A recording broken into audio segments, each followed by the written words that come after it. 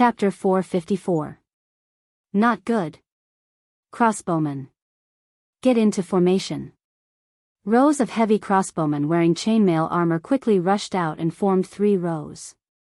The first row sat down, the second row squatted down, and the third row stood up. The heavy crossbows were quickly loaded. More than half of the wall was blocked by these people. The heavy crossbows that required ordinary people to step on were loaded by these people with their hands. They then set up the crossbows and aimed at the Marquis of Savoy, who had just rushed up. Seeing that all the crossbowmen were ready, the commander at the side immediately waved his sword and roared, "Fire!" Pang! Pang! Pang! Pang! Pang! The sound of bowstrings being released was instantly heard. Bolts shot out like lightning. These people did not care that there were many of their own soldiers in front of the crossbow formation. The Marquis of Savoy's expression changed slightly. He killed the enemy in front of him with his sword, then picked up the soldier's corpse with one hand and used it as a shield. Pang! Pang! Pang! Pang! Pang! Dull sounds of impact rang out. The corpse in front of him was instantly shot into a hedgehog. At such a close distance, even a plate could not withstand the barrage of heavy crossbows. After the first wave of crossbow bolts, the Marquis of Savoy used his arm to throw the heavy corpse away. He then took advantage of the time when the crossbowmen were reloading to roar and charge forward. The Marquis of Savoy charged into the formation of crossbowmen like a tiger in a flock of sheep. The crossbowmen around him could not resist at all and were easily killed. Under the Marquis of Savoy's lead, more and more soldiers rushed up. It seemed that this section of the wall would be taken over by them. Curse of weakness. Slow. Stun. Rays of light suddenly lit up, and the Marquis of Savoy's fierce attacks were instantly interrupted. His originally nimble body suddenly became weak, and even his speed slowed down. However, this feeling did not last long. He quickly recovered. Fireball. Frost spear. Lightning fall. Wind shackles. The rays of light from the spells at the front had yet to dissipate. Following that, more rays of light rose up, and one spell after another was thrown at the Marquis of Savoy. High mage armor. Dispel magic. Counterspell.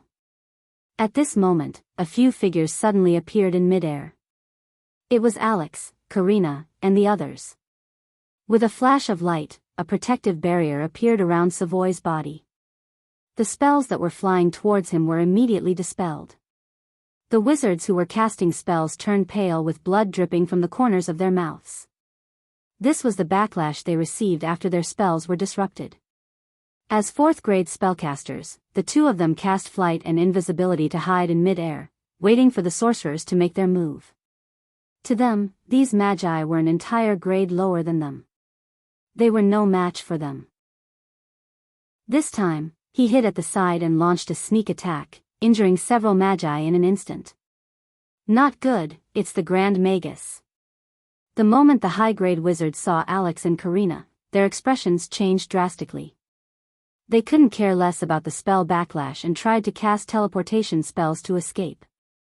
Although there was only a single rank difference between a high-grade wizard and a grand wizard, it was more than enough to kill them. Streaks of spiritual light rose up, and spatial fluctuations appeared. The teleportation spiritual light had already appeared. Dimensional anchor. Just as the teleportation spell was about to take shape, the dimensional anchor instantly marked the few of them under the sorcerer's despairing gazes. The magic aura that had been gathering quickly dissipated in an instant. Group stun. Group human immobilization. 2 more spiritual lights rose up, and the magi who had just been disrupted felt dizzy. In the next second, their bodies were controlled. All right, we have taken care of these magi. The rest is up to you. Alex gently waved her arm, and streaks of wind elemental quickly gathered into a wind elemental chain in her hand. The chain danced in the air and quickly tied up the magi. Thank you for your help, Lord Magus. Leave the rest to us. Savoy said respectfully. He then shouted and led the knights to charge forward again. The morale of Savoy's army was boosted when they saw how easily the wizards were taken down. They charged forward without a care for their own safety. As for the rebels who were defending the city, they were scared out of their wits when they saw the wizards they had high hopes for being wiped out. Their morale plummeted, and the defensive line that was barely holding on crumbled instantly. Many of the soldiers threw down their weapons and fled. Seeing this, Savoy was overjoyed. It only took them 2 hours to completely take over the fortress. After taking over the fortress, Marquis Savoy handed the matter over to his generals. He personally thanked Alex and Karina. Alex and Karina greeted him briefly and sent him away. They were now busy interrogating the 5 high-grade magi. Although high-grade magi were not strong in front of them, they were still the backbone of a magus organization. Sulen suspected that there was a magus organization supporting the Burn Kingdom. Karina was very good at interrogating people. It was their traditional skill. Dealing with these magi was a piece of cake. It didn't take long for the adepts to come clean about everything that had happened. These magi were the Burn Kingdom's consecrators. They were specially sent to help defend Coldwind City. In the end, they were all captured by Alex and Karina. At the same time, Karina also learned about the Burn Kingdom situation. The Burn Kingdom had been developing well these past few years. The Burn Kingdom's king's confidence had grown. When he saw the rebellion in the Kingdom of Florence, he wanted to take over Coldwind City. The 5 high-grade magi were all captured, and half of the soldiers were killed. Even Coldwind City could not be saved. It was like trying to steal a chicken only to end up losing the rice used to lure it. As for the other consecrators of the Burn Kingdom, the strongest one was a 4th-grade magus. However, after losing 5 high-grade magi, the Burn Kingdom only had 2 or 3 consecrators left. According to Sulen, he did not plan to kill these captured high-grade magi. Wizards were one of the few high-grade magi in this world. He would be crazy to do that. He planned to make these magi sign a contract and serve him. Alex and Karina set up a temporary teleportation circle and connected it to the Northwind Tower. Powerful elemental fluctuations surrounded it, and the magic circle drawn on the ground slowly lit up. Then, a flash of light appeared, and a teleportation light appeared. Alex controlled the 5 high-grade magi to enter the teleportation circle. They felt dizzy, and in the next second, they appeared in the Magus Tower. This long-distance group teleportation experience is so bad. Alex shook her dizzy head and said. The other magi who teleported with her were even worse. Their faces were pale, and they were vomiting on the ground. It took them a while to recover. Although Alex looked weak, she wasn't a human. Just her physical fitness alone wasn't any weaker than a Grand Knight. As soon as Alex returned to the North Wind Tower, Surin, who had received the news, hurried over. His eyes lit up when he saw the high-grade wizards. The North Wind Tower was currently lacking a large number of tool wizards, and there were many jobs that the wizard apprentices couldn't do. Now that there were 5 more high-grade wizards, it was just right for them to do it. Thank you for your hard work, Alex. Suluan hugged Alex's soft body and kissed her. Hee, these people are too stupid. It didn't take much effort. Alex smiled proudly. Sulen reached out and rubbed Alex's head. After a while, I'll give you a gift. A gift? What kind of gift? Alex asked in surprise. Sulen smiled and pinched her nose. It won't be a surprise if I tell you. You will know when the time comes. I promise you won't be disappointed. Stop pinching my nose. Alex said as she dodged Sulen's hand. All right, let's deal with these magi first. Suluan let go of Alex, and then let her manipulate these wizards to come to the dungeon in the wizard tower. At the same time, he lifted the human body fixing spell on these wizards, and only tied them up with wind bondage. Let me go. I can pay the ransom. The Magi said as soon as he woke up. He let out a sigh of relief. Ransom? I don't need money. Sulen shook his head. Then what do you want? The Magi asked in confusion. Hee hee. You are now my prisoners. Sulen smiled. Sign this contract, and I will let you go. Sulen looked at the magi in front of him with a smile. His squinted eyes made the magi around him feel uneasy. When they saw the content of the contract, the magi's face changed instantly. 100 years? No, I won't sign it. You are treating us like slaves. One of the magi shouted. Yes, 100 years is too long. I won't sign it even if I die. The magi around him shouted. Bang! Sulen slammed the table. You don't want to sign it? You are my prisoners now. Sulen snorted and stretched out his arm. A weapon with lightning flashing appeared in front of them. You have two choices now. Sign the contract, or let us send you to meet the Grim Reaper. Sulen said coldly. Facing the storm battle halberd, the magi became more nervous.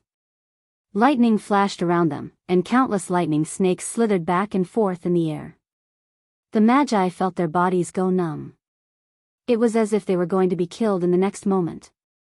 Ahem, Mr. Magi, we think 100 years is too long. Can you shorten it a little? One of the magi hesitated and said. Chapter 455. Too long. Sulen shook his head. 100 years won't decrease. We're wizards. We're not slaves. You can't do this to us. The wizards were a little agitated. As expected, getting an adept to submit and work like a slave was a very troublesome matter. However, Sulen wasn't disappointed. He silently gave Alex a look. While the wizards were arguing with Sulen, he secretly cast a spell. Telepathy. A faint beam of light rose from Alex's body and quickly enveloped the adepts around him. If you insist, then I have no choice. I'd love to have more people in my wizard tower, but if you don't want to, then I'll have to send you back to the river Styx. Sulen's lips curved up into an evil smile. The storm battle halberd in Abel's hand shone brightly, and the binding of wind chains on these wizards became tighter. Every time they tried to secretly channel their mana to cast a spell, the binding of wind chains would bind them and interrupt their channeling of mana. Seeing the storm battle halberd getting closer and closer, the wizards began to panic. At first, they were calm because Sulen wanted them to work for him. They knew the value of a wizard, so when Sulen asked for 100 years, they knew that Sulen wouldn't give them up. They didn't have to worry about their lives. This was also the reason why they dared to bargain with Suluan as prisoners. However, the situation didn't seem right. They seemed to have made a mistake. It seemed like Sulen really wanted to kill them. I'm still young. I'm a high-grade wizard. I still have a bright future ahead of me. I can't die so easily. I don't want to die. The cold blade had already touched his neck, and the wizard could no longer withstand the pressure. His body trembled as he said, Stop, stop. Sir, I agree. I agree to your conditions. The storm battle halberd stopped, and the wizard felt a warm liquid dripping down from his neck. It was his own blood. The wizard broke out in a cold sweat when he felt the blood flowing out. Sulen smiled and gently put away the storm battle halberd. He then said with a smile, Looks like you've thought it through. I like people like you who know what's good for you. Isn't it just 100 years? You have to look at things from both sides. The Northwind Tower doesn't have many people. This is a legendary wizard tower. You're lucky to be working here. Normal high-grade wizards don't even have the qualifications to work here. As for 100 years, it's not a long time for wizards. You can also learn a lot of high-grade spells here without spending a penny. Most of the time, you can't even buy this kind of knowledge with money. All in all, you've made a lot of money this time. Suren patted the shoulders of these high-grade wizards and said. Then he took out a spell contract made by Hathaway from the storage space. The material of this spell contract was the skin of a hydra. Hathaway had made all kinds of terms and conditions, and all of them had been engraved with runes. The terms and conditions on this spell contract were exactly what Sulen had mentioned. After the 5 high-grade wizards looked through it and found no problems, they left their soul imprints on it. Seeing that the 5 of them had signed the contract, Su Len also left his soul imprint on it. After everyone had signed the contract, Su Len snapped his fingers. A ray of light rose, and a blue elemental flame suddenly burned on the spell contract. Soon, the entire contract was devoured by the elemental flame and disappeared completely. In the end, it turned into a ray of light and merged with the bodies of Su Len and the 5 wizards. As soon as the light entered their bodies, it moved to their arms. Finally, a lightning symbol appeared on their arms. This spell contract made from the skin of a hydra and made by Hathaway was very powerful. Even a legendary demon couldn't resist it after signing it, let alone the 5 high-grade wizards in front of him. The power of this contract was not inferior to a soul contract at all. It was even safer. After the contract was completed, Alex also quietly removed the telepathic suggestion spell. Su Len spread out his hands and said with a smile, "Okay, the contract is complete. See, didn't we successfully reach an agreement?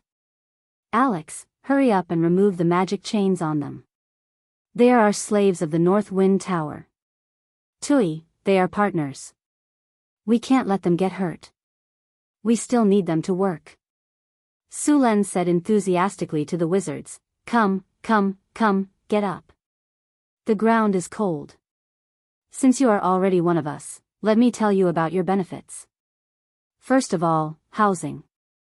Each of you will have a room of 30 square meters in the Wizard Tower. Every month, you will be allocated some magic materials for experiments. At the same time, the laboratory will be open to you. The first 3 floors of the library in the Wizard Tower will be free of charge. The rest will require the corresponding contribution points. Apart from that, the fees for the seclusion rooms, magic potions, and materials will also be distributed to you in accordance with the regulations. There will be a booklet about your specific benefits in a while, as well as the following obligations you will need to fulfill. Every month, you will need to complete a certain amount of magic enchantment, magic potion refinement, various upgrade and modification plans, rune material production, and so on. Only after all of these are completed will you be able to enjoy the benefits mentioned before. Sullen's eyes swept back and forth across the wizards. He then revealed a sinister smile and continued. I don't think you will ever want to enjoy some of these punishments. In this territory, there is a nest of harpies.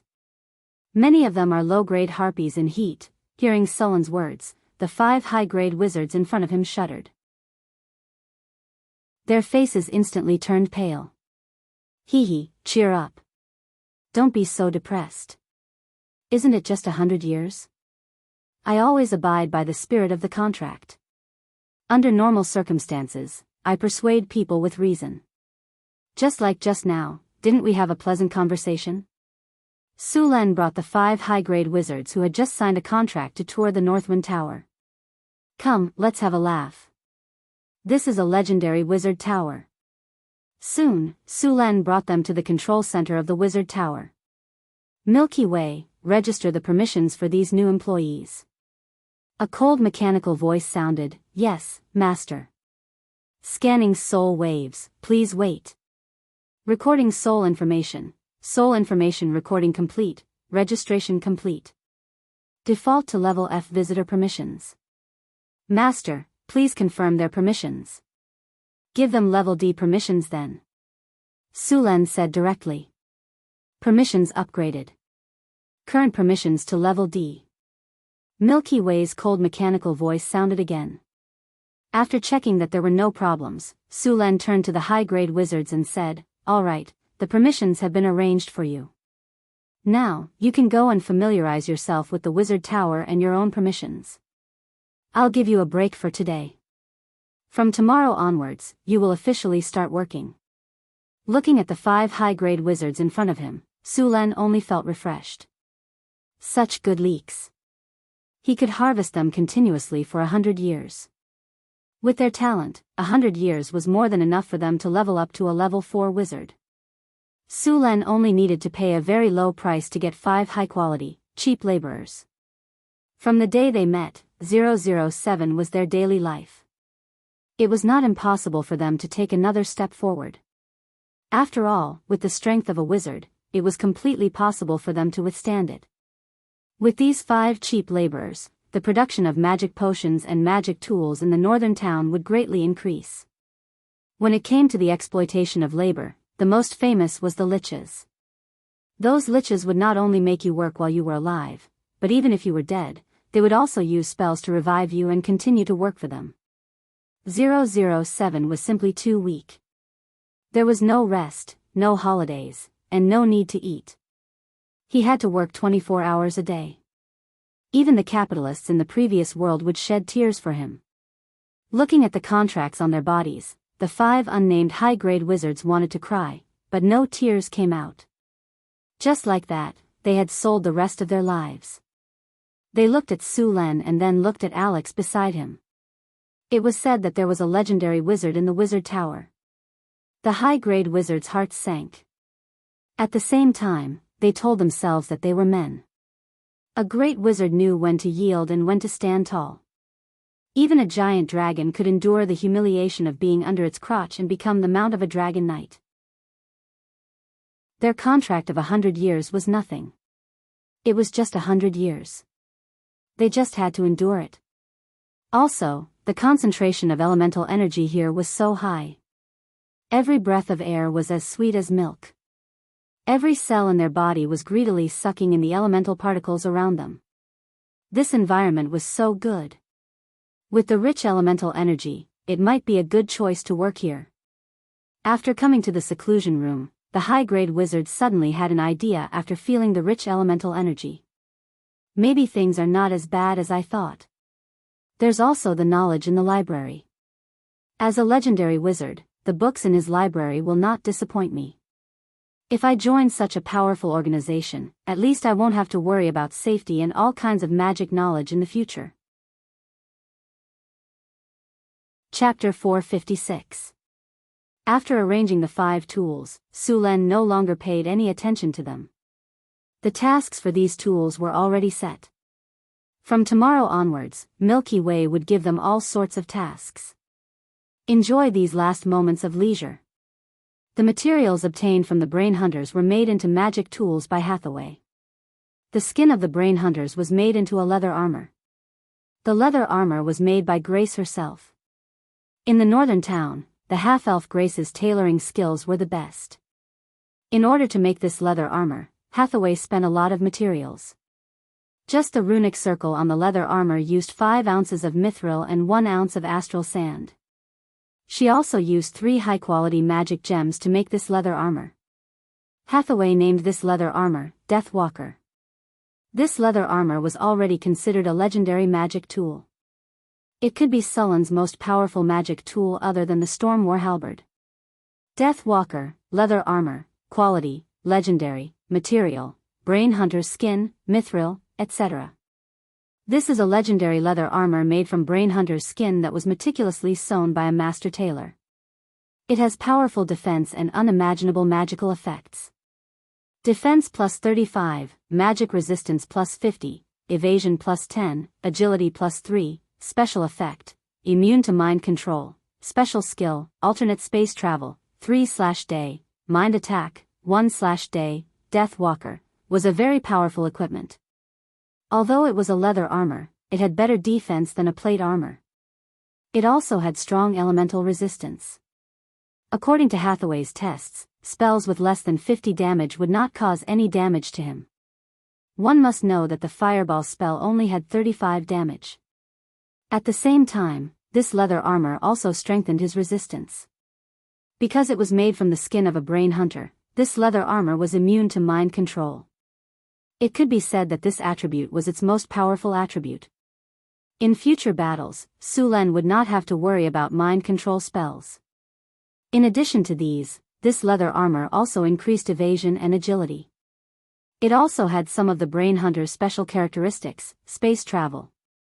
Although it wasn't as powerful as the original brain hunter, it was still pretty good. As long as it could see a place, it could instantly pass through. In addition, this leather armor also had the mental attack of the brain hunter. Since the brain hunter was dead, the effect of its mental attack was greatly reduced, and the brain-sucking effect was impossible. However, the mental attack was still there. It could launch a mental attack on an enemy, and if successful, it would stun the enemy for 2 seconds. Of course, other than these attributes, the most important thing about this leather armor was that it was very cool. Grace's intense tailoring skills were vividly displayed on this leather armor. The effect of this leather armor was godly for any close combat profession. It would also increase Sullen's strength. Sulan did not hesitate and directly put it on. This leather armor could be said to be the best magical equipment in this batch of equipment. Hathaway did not waste the remaining materials. In addition to this leather armor, there was still some Brain Hunter's skin left. The skin was damaged in the eye area, so it could not be made into large equipment. Hathaway used the skin to make 2 pairs of gloves. The effects of these gloves were not bad. After wearing it, it did not affect the flexibility of the fingers at all. At the same time, it could also protect the palm. Moreover, because the skin was originally near the Brain Hunter's eyes, there was an alternate space that originally stored the brain. This was also left behind by Hathaway and added other materials to expand it. Finally, each pair of gloves had an alternate space of 1 cubic meter that could be used to store items. Dark Night Gloves, high magic item, material, Brain Witcher skin, void stone, orichalcum. This is a pair of gloves made from the skin of a Brain Witcher, a decent magic item, defense plus 15, magic resistance plus 40, hand only, agility plus 23, attack speed plus 8, strength plus 5, special effect, dimensional space. Sulan used 1 pair of gloves and gave the other pair to Phyllis. To be honest, this equipment did not increase his strength by much, but it was still a good equipment. The remaining Brain Hunter's eyes were also very good materials. Many of the Brain Hunter's magical abilities and psychic abilities were used by the Brain Hunter's eyes. Therefore, the Brain Hunter's eyes had a special magic power.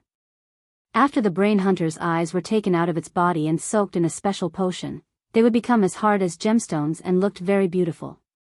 The Brain Hunter had 7 eyes on its body, and the rest of its eyes were completely destroyed by the particle cannon.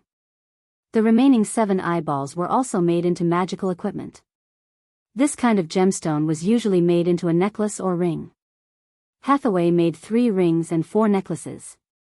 Sulan looked at the attributes and found that they were not bad. Dark Night Necklace, high-rank magic item, material, eye, orichalcum, mithril. This necklace is made from the eye of a Brain Hunter and has a mystical effect.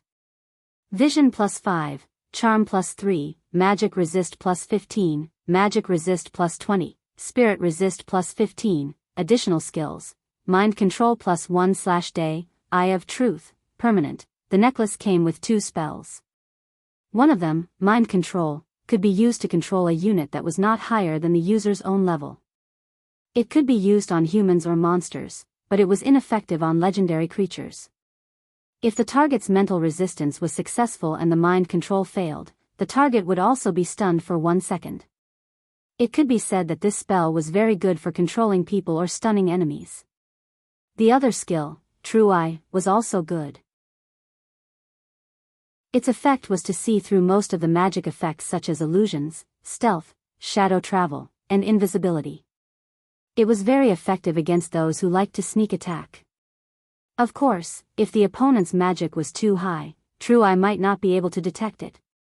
Dark Gaze, high magic item, material, eye, adamantine, mithril. This is a ring made with the eye of a Brain Hunter. Do you feel like you are being stared at by the Grim Reaper when you look at it?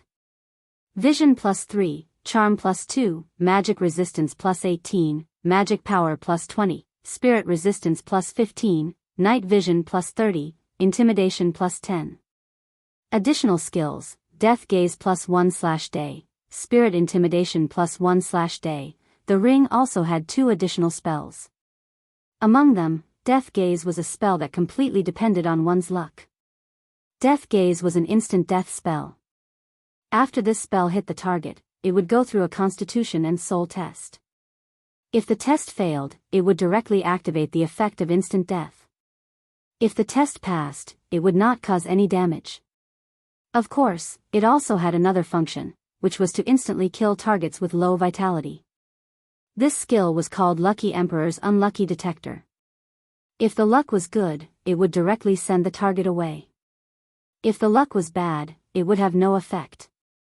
In addition to this skill, the ring also had a mind intimidation skill. After using it, it would cause a mind shock to enemies within 20 yards. If the immunity failed, these people would be stunned for 3 seconds. If the test passed, it would cause 30 points of damage.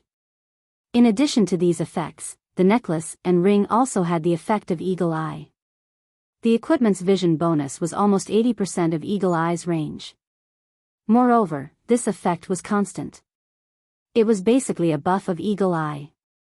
Sulen planned to give these 4 necklaces to Chris, Hathaway, Alex, and Phyllis. As for the ring, it was the same. Because there were only 3 rings, Phyllis already had a pair of gloves, so there was no ring. As for the remaining sharp claws and tentacles of the brain hunters, they were also collected by Hathaway. The brain hunters' thighs were very good materials for spears. The spears made of these materials were incomparably sharp and had strong penetrating power. Hathaway planned to make them later. Sulen didn't use the remaining tentacles. These tentacles were a relatively rare material in many dark magic potions books. Some people even wanted to use them to make potions, but these potions had very strong side effects. Sulen wouldn't use these potions. Of course, he could make them and sell them to others. He would keep these magic tools and send them to them when he had the time. After making these magic tools, Hathaway continued to study the knowledge of riddles. Northwind Tower was still not a complete wizard tower. One of the key problems was its defense. There were several types of defense in a wizard tower. The first type was some spell traps outside the wizard tower. Although they were simple, they were very effective. The second type was the wizard tower's own defense. Because most of the materials used in the wizard tower were obsidian and enchanted with hardening, the hardening effect was very good. Not only did it have strong defense, but it also had strong magic resistance. In the face of this kind of building, ordinary spells were basically useless. The fireball spell only blackened the wall and didn't even break the wall. The third type of defense was the enigma or magic barrier. Now that the first 2 defenses of the Northwind Tower had been completed, only the third enigma was left to research. The magic barrier was actually the initial stage of the enigma. The enigma was actually a powerful construct that integrated both attack and defense. The people in the enigma would also receive bonuses and have skills. The first enigma was made by the High Elves with the help of divine power. It could easily cover a forest or a city. The initial enigma technology of humans was far inferior to that of the elves. However, during the Arcane Empire, it was improved and optimized by the Arcanists and successfully created an enigma that could cover a city.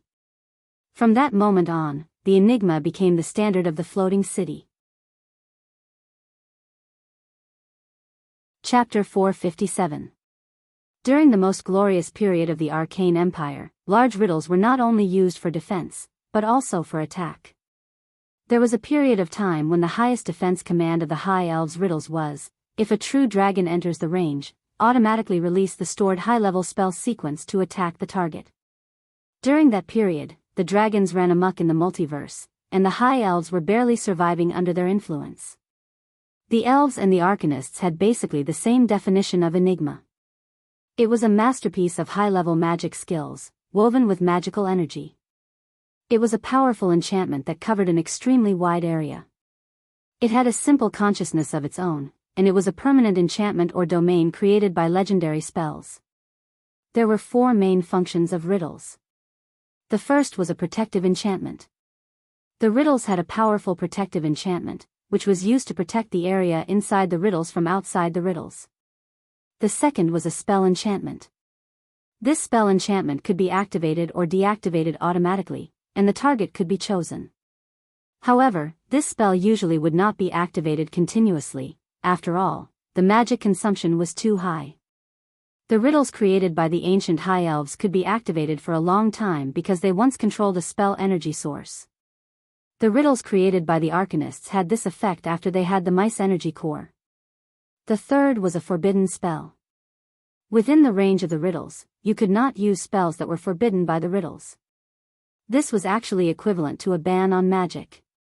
The fourth was a spell sequence. This was a spell that was stored in the riddles in advance. The spell could be activated by using specific gestures or specific words. There was no limit to the number of times the spell could be activated. Of course, the maker of the riddles could limit the number of times it could be activated to reduce the cost of the effect. There was a limit to the number of times the spell could be used, and it could only be activated a few times in 24 hours. The fifth was a permanent effect.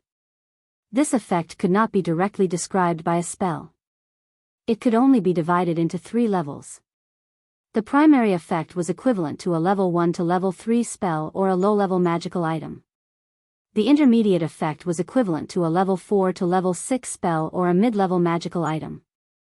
The advanced effect was equivalent to a level 7 to level 9 spell or a high-level magical item. Hathaway had more or less mastered the puzzle technology, but it was still a bit difficult to make a complete puzzle. Making a puzzle required the cooperation of several legendary wizards. It was too much work to do with just one legendary wizard. Hathaway was the only legendary wizard in Northern Battlefront City. She would have to take it slow. There were a few grand wizards in Northern Battlefront City, but other than Alex, Karina, and Grace were all more inclined towards becoming legendary wizards. It would not be easy for them to become legendary wizards. As for the succubus Chrissy, she was also a wizard, so there was no hope for her. Just like Hathaway, Alex was a wizard and a sorcerer. However, compared to Hathaway, Alex's knowledge was not as solid. After all, she lived in the underground world and had little contact with the outside world. All her knowledge was inherited from her bloodline. It was only after she came to Northern Town City that she began to systematically learn all kinds of spells. If she wanted to master the riddle-weaving technique, she would have to wait until she became a legendary wizard. There was a special legendary spell for riddle weaving. This spell needed to be made according to one's own ideas. The High Elves had far more talent than humans, but they still could not avoid the fate of decline. Their bloodline ability began to degenerate for unknown reasons. The former Elven Empire also fell apart. When the Elven Empire declined, humans began to rise. Before the rise of humans, the languages needed to cast spells were the ancient Elven language, dragon language, celestial language, demon language, and so on. However, after generations of human sages, they finally succeeded in replacing them with human language. It was these people who started the glory of human magic, the era of the Arcane Empire. Hathaway did not make a puzzle after she mastered the method of making one. After all, making a puzzle was a huge project, and it required the cooperation of many legendary wizards. The riddles built by the ancient Arcanists were all built by a large number of Arcanists. If it was a small puzzle that only covered a range of 100 or 200 meters, Hathaway could still build it with some time. However, the Northwind Tower was going to be upgraded into a floating space tower and a floating space city. Such a small puzzle was naturally not suitable. Hathaway temporarily put the puzzle making on hold and began to study some other information brought back by Su Len, elemental fission and elemental fusion. The earliest research on this technology was in the early days of the Arcane Empire. At that time, the Arcanists wanted to find a way to provide more energy sources. This technology brought about a new energy core, the elemental furnace. The energy provided by the elemental furnace was hundreds or even thousands of times more than the energy provided by the elemental pool of the same volume. However, this technology was soon replaced by a new technology, the mice energy nucleus. The mice energy nucleus could provide a huge amount of energy in a clean and stable manner, even more than the energy provided by elemental fission. Thus, the elemental furnace technology was sealed. The mice energy nucleus made the glorious era of the Arcane Empire. However, the mice energy nucleus technology was mastered by the great Arcanists, and it involved the gods. The mice energy nucleus required the help of the magic net to obtain almost endless energy. After the Arcane Empire and the gods went to war, this kind of thing was naturally not made anymore. After that, the Arcanists dug out the technology of elemental fission and elemental fusion from the pile of old papers. They wanted to make a more powerful elemental furnace to replace the mice energy nucleus. The theoretical knowledge of elemental fission had been around for a long time, but it was very difficult to turn the theory into reality. It was not difficult to detonate the energy all at once, but it was difficult to control the energy and release it steadily and continuously. If one was not careful and released it too quickly, it would no longer be an elemental furnace. It would be a catastrophe. It would be easy to destroy a city, so one had to be very careful. Elemental fusion was more difficult than elemental fission, and the energy released was thousands of times more than elemental fission. If elemental fusion was successfully mastered and the elemental furnace for elemental fusion was made, the energy core for building a large floating city would be directly solved. Elemental fusion had many advantages compared to elemental fission. Elemental fusion was almost pollution-free, while elemental fission had strong radiation pollution. However, the difficulty of achieving elemental fusion was not ordinary. With the current technical reserves of the North Wind Tower, there was still a long way to go before they could master elemental fusion. In addition to the elemental furnace technology, Hathaway began to try to repair the high-grade legendary golem Sulen brought back from the desert ruins. The strongest golem in the North Wind Tower was the steel golem, which was seriously inconsistent with the identity of a legendary wizard. If a legendary wizard did not have a few legendary golems, he would be embarrassed to go out and say hello to others. In addition to the precious materials to make a legendary golem, legendary soul crystals were also needed as the soul core of the golem. Sulen still had a few pieces of legendary soul crystals, which were enough to make a few legendary golems. Making a legendary golem required a lot of materials, including a lot of precious metals. If the North Wind Tower did not control the underground world and had a lot of mineral support, they would have gone bankrupt long ago. A stone golem cost 100,000 kinnar, an obsidian gargoyle cost 150,000 kinnar, and a steel golem cost 500,000 kinnar. As for the legendary golem, Sulen estimated that it would cost 3 to 5 million kinnar. Even Sulen felt a little pained at this price. As the saying went, a powerful wizard's power was like throwing money at people. North Wind Tower, Astrology Platform. Sulen and Hathaway were researching the elemental furnace together. They had long mastered the theory of elemental fission, and now the two were trying to design the blueprint of an elemental fission energy core. Suddenly, Milky Way's voice could be heard. "Master. Madam Chris has something important to report to you." "Let her in," Sulen said without raising his head. "Yes, Master." As soon as the voice fell, the tightly shut door of the laboratory slowly opened, and the little succubus Chris walked in. "What happened, Chris?" Sulen put down his notebook and got up to greet her. "Master, I just received news that the Grey Dwarves found a gold mine when they were exploring. There's adamantine inside," Chris said excitedly. "Adamantine." Sulen's eyes lit up. It turned out to be a fine gold ore, which was no less valuable than mithril. Part of the fine gold used in the North Town City was Sulen's reward, and the other part was purchased with money. The quantity was seriously insufficient. He didn't expect to find a fine gold ore this time. The underground world was rich in resources. "Hathaway, I have something to do, so I have to leave. You'll have to design the elemental fission yourself," Sulen said as he turned around. "Go. I can finish the blueprint by myself," Hathaway said without raising her head. Sulen put away the documents and left the laboratory with Chris. "Did you calculate the amount of gold you found?" Sulen asked. "Not yet. According to the Grey Dwarves who found the gold mine, the area around the gold mine is occupied by other monsters. They can't get too close." Chris did not know much. When she heard that adamantine had been found, she immediately came to tell Sulen.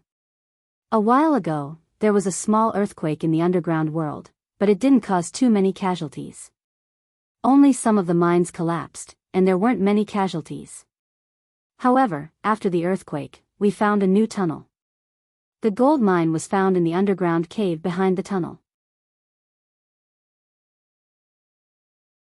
Chapter 458. Sulen and Chris left the Northwind Tower and arrived at the underground world through the teleportation portal. They felt a slight dizziness, and the light dimmed. The two appeared at the teleportation portal in Crete. After a few months of development, the appearance of Crete had changed greatly. Thousands of kobold slaves, grey dwarves, and taurens were all busy. In order to obtain labor, Crazy had captured all the kobold tribes nearby. Now, the underground world had a huge mining team of 20 to 30,000 people. Although the kobolds were not as efficient as the grey dwarves, their numbers could easily make up for it. "Where is the grey dwarf who found the gold mine?" Sulen asked as he sat in the hall. "Please wait a moment, master. I've already sent someone to inform him," a grey dwarf said respectfully. Soon, Sulen saw a muscular grey dwarf about 1.4 meters tall enter the hall. The grey dwarf was wearing old leather armor. His palms were thick with calluses, and he had a thick beard. "Were you the one who found the gold mine and the fine gold mine?" Sulen asked directly. "My lord, I was the one who found the gold mine and the fine gold mine," the grey dwarf said respectfully. At the same time, he took out a piece of ore that reflected a metallic luster from his pouch. "These are some samples of the ore I found in the vein." The grey dwarf held up the ore with both hands. Chris walked over and took it, then handed it to Sulen. Sulen weighed it lightly. It was heavy in his hand. There was a golden metal in the rock. It was gold. Beside the gold, there was another piece of metal that shone brighter. Sulen snapped his fingers, and a spiritual light rose from his body. It instantly merged with the ore in his hand. After a while, his eyes flashed with joy. "It really is fine gold. Very good. You will be rewarded handsomely." With that, Sulen snapped his fingers, and with a flash of light, a wine barrel that was 1.2 meters tall appeared on the ground. It was filled with vodka, a specialty of Northern Town City. "This is only a small part of the reward for you. Next, take us to see the gold mine. If everything is true, the reward will be given immediately," Sulen said with a smile. "As long as you make a contribution, I will not be stingy with the reward." "Thank you, my lord. Thank you, my lord." As soon as the barrel appeared, the grey dwarf's eyes were instantly attracted to it. He sniffed with his red nose, as if he was going to pounce on it in the next second. "It's yours." Sulen snickered and snapped his fingers. With a flash of light, the lid of the wine barrel was opened. The rich aroma of wine spread out and the fragrant wine slowly flowed out. At the same time, a glass cup happened to catch the wine. Soon, a glass of vodka was filled. Sulen handed the glass to the grey dwarf who had been scratching his head for a long time. The grey dwarf took the glass and took a big gulp. Gulp, gulp, gulp. He drank half of the large glass in one go. Sulen smiled. He did not overly oppress these Durgar. Instead, he used good wine and food to entice them, and then supplemented it with force. As for the Durgar's upper class, he had Chris directly control them, and they were easily under his control. After drinking vodka, the Durgar's original wine became tasteless. If they wanted to drink vodka, they could only work hard and use their points or money to buy it. This method was much better than the previous oppressive slavery, and the Durgar did not betray or riot. Burp. The Durgar burped in satisfaction, and his face became flushed. "My lord, the gold mine is very wide. I can guarantee that there is a gold mine hidden in it." The Durgar raised his voice and said exaggeratedly, "There is a lot of adamantine in it. Its value is immeasurable." Sulen nodded slightly. He did not completely believe the Durgar's words. Durgars, like their cousins on the surface, liked to boast. Speaking of which, it seemed that all the small people in this world had this hobby. Halflings, dwarves, gnomes, these people all had a habit of boasting. It was better to just take their words at face value. The truth should be at least half of what they said. "Get ready. We will set off tomorrow for the newly discovered gold mine." Sulen ordered. "Oh, and don't let him drink too much today. Otherwise, he will be drunk tomorrow. Yes, master. I will arrange it right away. Chris nodded and said. It was already late and all kinds of preparations had not been made, so they could only wait until tomorrow to set off. The gold mine would not run away, so there was no need to be too anxious. There were many monsters in the underground world. Sulan and the others had to bring enough people to deal with them when they set off tomorrow. The little succubus was very capable. After Sulan gave the order, she immediately arranged everything properly. Night fell. Sulan stood on the balcony of the Northwind Tower and looked down at the city below him. The construction of Northtown was still going on. The people who had migrated from all over the world were working hard with hope for a better life. The requirements of ordinary people were very simple. They only wanted a stable environment, a warm home, and a relatively wealthy life through their own efforts. The taverns and night markets in the city were brightly lit. The bustling noises were blown away by the night wind and finally dissipated in the darkness. Although it had only been established for less than 3 years, the development of Northern Town City was very fast. Now, there was even a night market here. However, the night market wasn't open all night. It would close around 11 p.m. However, the appearance of the night market also showed the prosperity of Northtown. In Sullen's design, the city below him was actually a part of the floating city. The various wonders in the city would also be covered by the floating city. There were too many problems to consider in the construction of the floating city. Sulan wanted to build a floating city that could not only wander in the prime material plane, but also had to build a floating city with the ability to travel in the astral plane. Such a floating city could be completely self-sufficient even in the astral plane.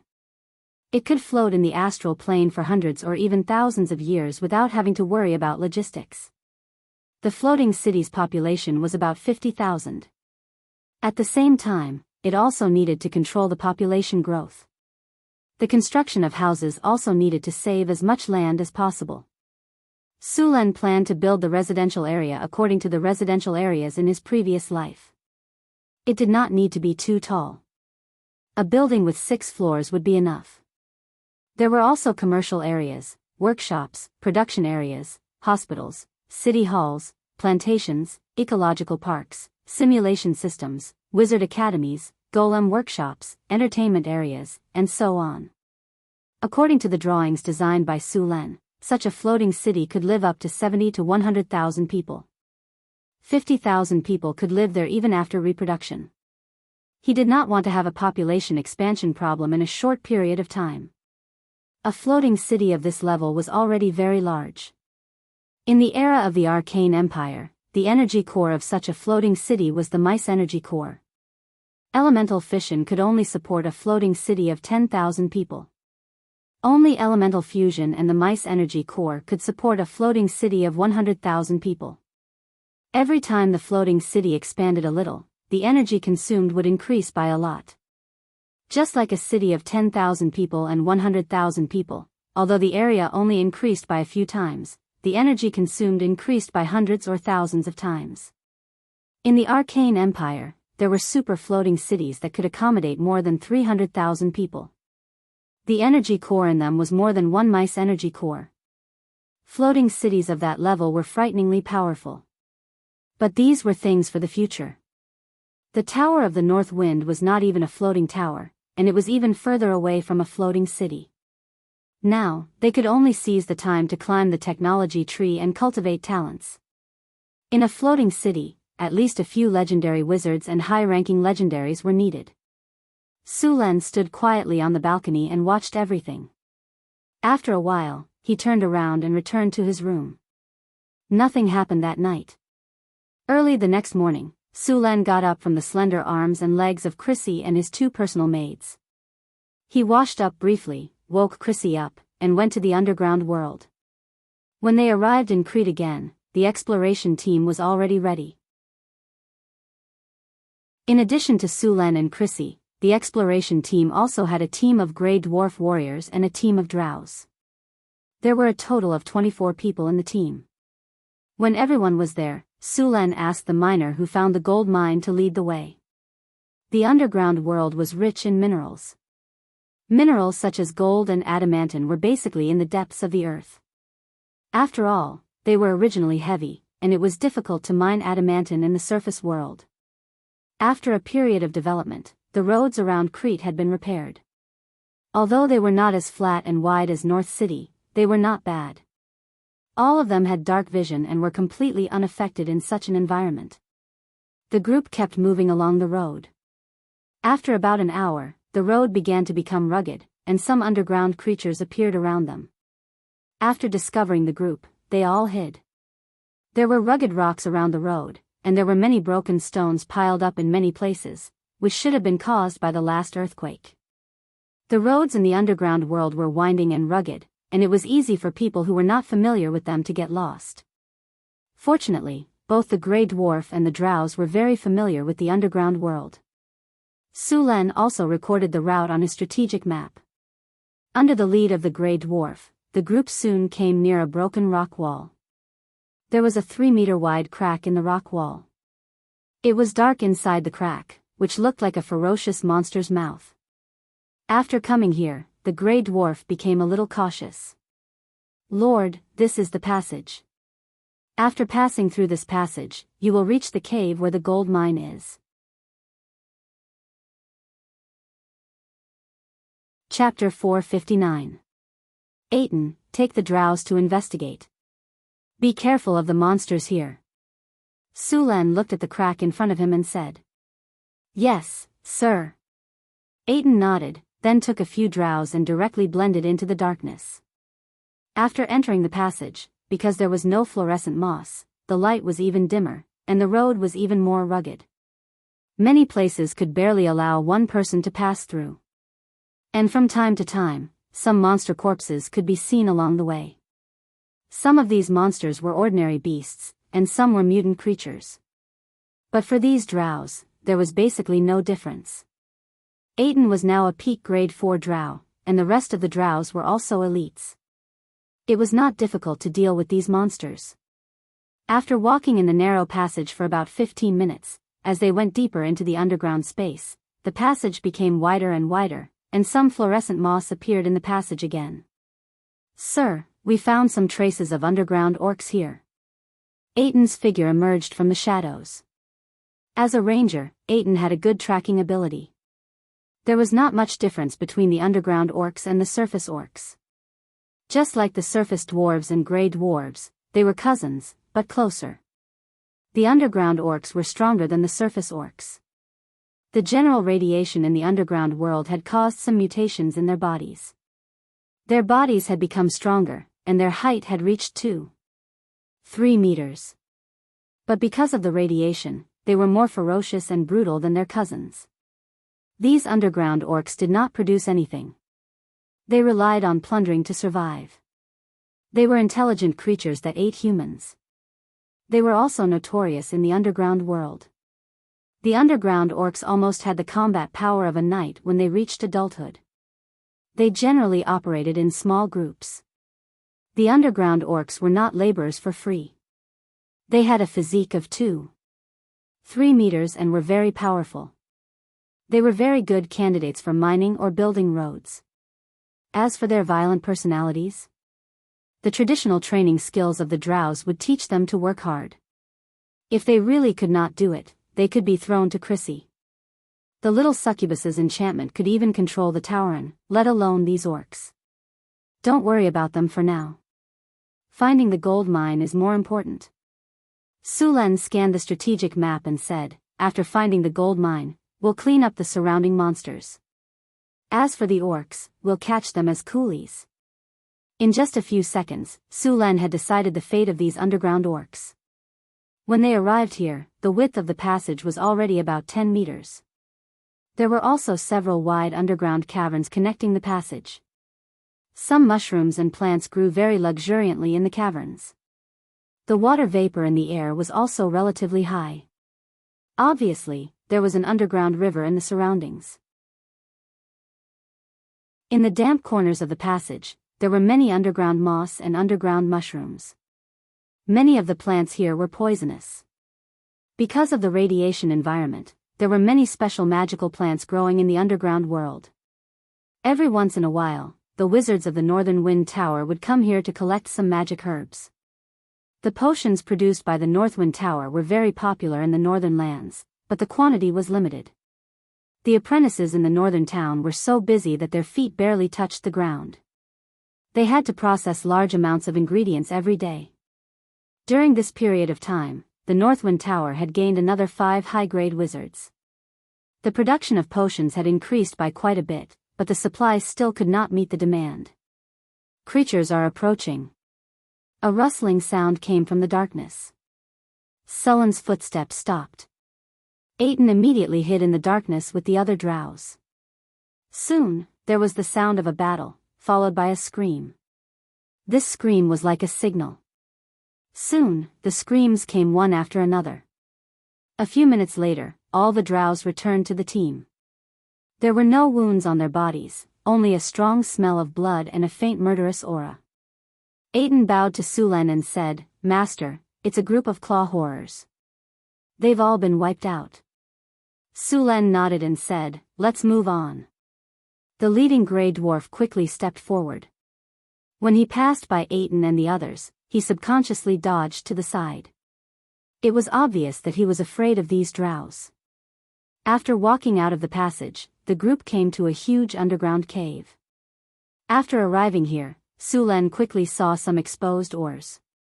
There were very few of them, and they did not seem to be of high quality. However, since there were ores here, it meant that there was indeed a vein of ore here. It was just that he was not sure what kind of ore this vein was. Sulen asked the grey dwarf next to him to collect some ores. Under the light of the torch, the ores shone with a golden light and looked shiny. As the pickaxe fell, gravel splashed everywhere. Soon, a grey dwarf dug out the ore and respectfully presented it to Sulen. The grey dwarf handed over a golden octahedral ore and said excitedly, "Master, this should be a piece of pyrite, also known as fool's gold." Sulen looked at the pyrite in front of him with some surprise. With this kind of metallic luster, it was really difficult to tell that this thing was pyrite and not gold ore. Pyrite was a kind of granular mineral with a golden luster. Its appearance was very similar to gold ore, so it was also known as fool's gold. In the face of this kind of metal, even some old miners were often fooled by it. Reaching out and picking up the pyrite, Sulen found that some of the metal particles were in a very regular cubic shape, as if they had been specially polished by humans. This was the difference between pyrite and gold ore. Seeing this fool's gold, Sulen was not angry. Instead, he was a little happy. There was a famous saying among the dwarves, "Fool's gold can only fool the fool, not the wise." Although this metal was not gold, it was the tracer of gold. When the dwarves were excavating all kinds of minerals, they found that fool's gold often appeared in the same area as gold. This meant that as long as fool's gold was found, there was a 70% chance of finding gold near the vein. Therefore, in the eyes of the experienced miners, as long as they found fool's gold, they could often follow the vine to find the melon. Now that Sulen and the others found pyrite here, it meant that there was indeed gold ore around, and that the grey dwarf was not lying. "Since we found fool's gold, the real gold is not far away." Sulen threw the pyrite away and continued, "Let's go, hurry up and find the gold." Squeak, squeak, squeak. A chaotic sound like that of insects came from afar, and the faces of the grey dwarves changed. "Master, this is the cry of Nell beetles. They must have been alerted by the commotion when we were mining," Aiden said as he walked up. "Master, Nell beetles usually live in groups. Should we avoid them?" Aiden said as he looked around. Sulen shook his head and rejected Aiden's suggestion. What kind of joke was this? How could he reject a mount that had been delivered to his doorstep? Nell beetles were large beetles that had inherited the social life of insects. Usually, a nest of Nell beetles would have 50 of them. Under normal circumstances, Nell beetles would have a hard bright red carapace, and their defense would be very high. Without any preparation, even the grey dwarves and drows, who were experts in the underground world, would not dare to provoke them. The Nell beetle's 2 evil claws swayed in front of its 4 black round eyes and huge, jagged jaws. There was also a horny protrusion on its head that was similar to a trumpet. This protrusion would release a sound wave that could be used to attack or heal. A single Nell beetle had a challenge level of 10, but when the Nell beetles hid in large numbers, even a knight commander or a conferred knight would have to retreat. These monsters had an innate ability, earthquake. They could make use of sound waves to cause the ground to shake and deform. To Sulen, this ability made use of the resonance effect. There was no need for them to use a lot of strength. As long as the frequency of the sound waves was the same as that of the surrounding ground, they would be able to easily cause the ground to shake and deform. If there were a sufficient number of Nell beetles, they could even cause a small-scale earthquake. In the underground world, almost no one would take the initiative to provoke a group of Nell beetles. However, even though the Nell beetle was powerful, its intelligence was extremely low. It was almost no different from other insects. In fact, its intelligence was even lower than other insects. This situation made it possible for Nell beetles to be tamed. However, from the looks of it, there had not been any underground race that had successfully tamed them. "They're here." A flash of lightning flashed in Sullen's eyes. The moment he said that, the rocks on the ground suddenly bulged up. Then a huge creature with a red carapace that looked like a beetle with 4 legs appeared before everyone. It had 2 sharp pincers, a huge mouth filled with fangs, and a horn on its head. Its body was covered with a shackling carapace, and its diameter was over 1 meter. It looked very ferocious and terrifying. "Sir, be careful." The moment the Nell beetle appeared, Aten blocked in front of Sulen. A sharp curved sword appeared in his hand, and he looked at the big guy in front of him with vigilance. "Chris, control them," Sulen ordered. Compared to the Magi's ability to control monsters, Chris's charm was more useful. After being strengthened, the effect of her charm talent was very powerful. Chris laughed delicately as a leather whip appeared in her hand. She tapped her toes lightly and leaped into the air. A pair of demonic wings appeared behind her back. Chris's figure gracefully streaked across the air. The leather whip in her hand carried a ball of lightning as it lashed at the Nell beetle. The lightning flashed through the beetle's body and the attacking Nell beetle's body suddenly stopped. Kelly didn't stop at all.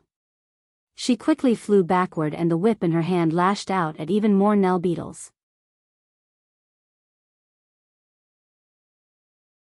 Chapter 460. Painful Lash. Charm. Pleasure Whip. As Chris flew past them, all the Nell beetles became stiff. Streaks of pink light quickly spread from Chris's body and quickly enveloped the Nell beetles. A shocking charm power spread from Chris's body. "Don't look at her." Aten's expression changed drastically. He immediately closed his eyes and turned around.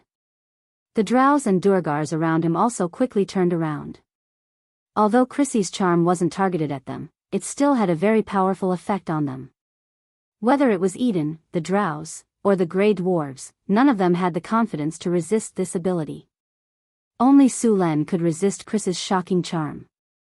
As the pink light flashed past, the dozen Nell beetles below were instantly controlled by Hathaway. The 16 Nell beetles obediently formed a neat formation under Chris's command. "Master, they're all under control." The little succubus Chris obediently landed beside Sulen and said. Only then did the durgars and drows around Sulen open their eyes in fear. They turned around and looked at Chris with eyes full of fear. How long had it been? In the blink of an eye, those troublesome Nell beetles were easily controlled by her. If the maid was so powerful, then how powerful was the master? At this moment, both the drows and the durgars had a deeper understanding of Sulen's powerful strength. Sulen affectionately reached out and patted Chris's head, encouraging her. The little maid had done well during this period of time. She needed to be caressed and praised.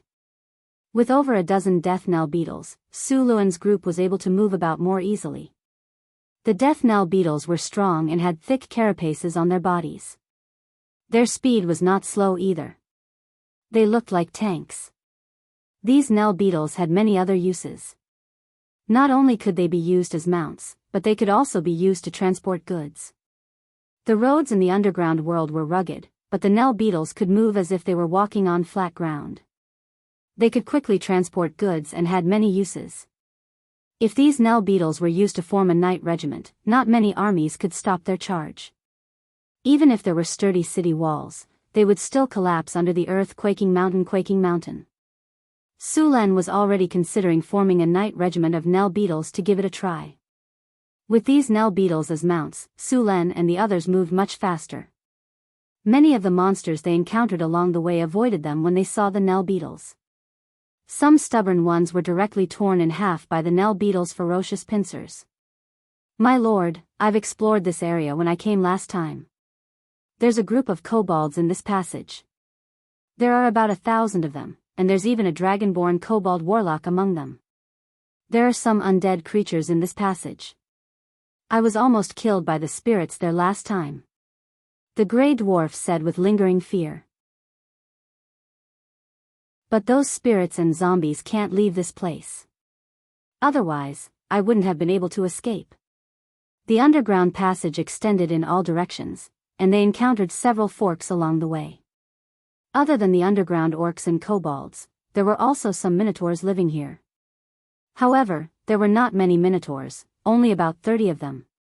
There were no cities of grey dwarves or drows. Although the drows were said to be the strongest race in the underground world, they did not control much territory. These drows were fond of infighting, and there were more than 10 families in each city. If they wanted to expand, they would need the Queen of Spiders, Lolth, to give an oracle. In a remote underground world like this, there were basically no drows in the city. "My lord, the gold mine is just ahead. We'll be there once we get out of this passage," the Grey Dwarf said excitedly. Sulan nodded. "As long as it's true, your reward will be given as soon as we return. Thank you very much for your generosity, my lord. I'm willing to serve you until death do us part." The Grey Dwarf immediately patted his chest to express his sincerity. Soon, the group walked out of the passage. At the end of the passage was a huge underground cave.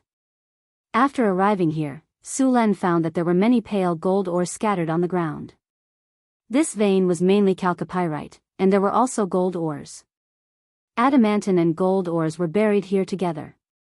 Sulan picked up a piece of ore and examined it. He found that the copper content of the ore was relatively high, and it was a high-grade ore. In addition to the gold ores, there were also some silver ores, but there were not many of them. The area of the vein in front of them was very large. Although he did not carefully observe the vein, it was obvious that it was a large comprehensive vein. There were not only gold ores here, but also many other ores. However, the Grey Dwarf would need to explore in detail to know how many ores there were. However, there was one more thing that needed to be done before the exploration, and that was to clear out all the monsters around the vein. Sullen's group was quickly discovered. After all, more than a dozen Nell beetles were too conspicuous. However, what made Sulan feel strange was that there were more than one race of monsters secretly watching them. This was a little strange. In the underworld, unless one race had enslaved another race, this kind of situation rarely happened. However, this did not matter. Even if they all joined forces, they would not be able to do anything. Not long after, just as the Grey Dwarves were collecting ores, the monsters in the vein slowly approached in the dark and quickly surrounded them.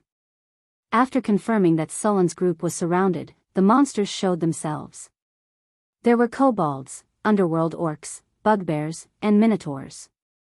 In total, there were a few hundred of them. What surprised Sulan even more was that these monsters of different races were not chaotic at all. These monsters were all wielding weapons and wearing armor. Although they looked a little crude, they were all metal weapons. Although the underworld was rich in mineral resources, there were not many races that knew how to smelt metal. This army of a few hundred was actually equipped with armor. "It looks like these people don't welcome us." Sulan looked at these monsters in front of him. His eyes kept scanning them as if he was looking for something.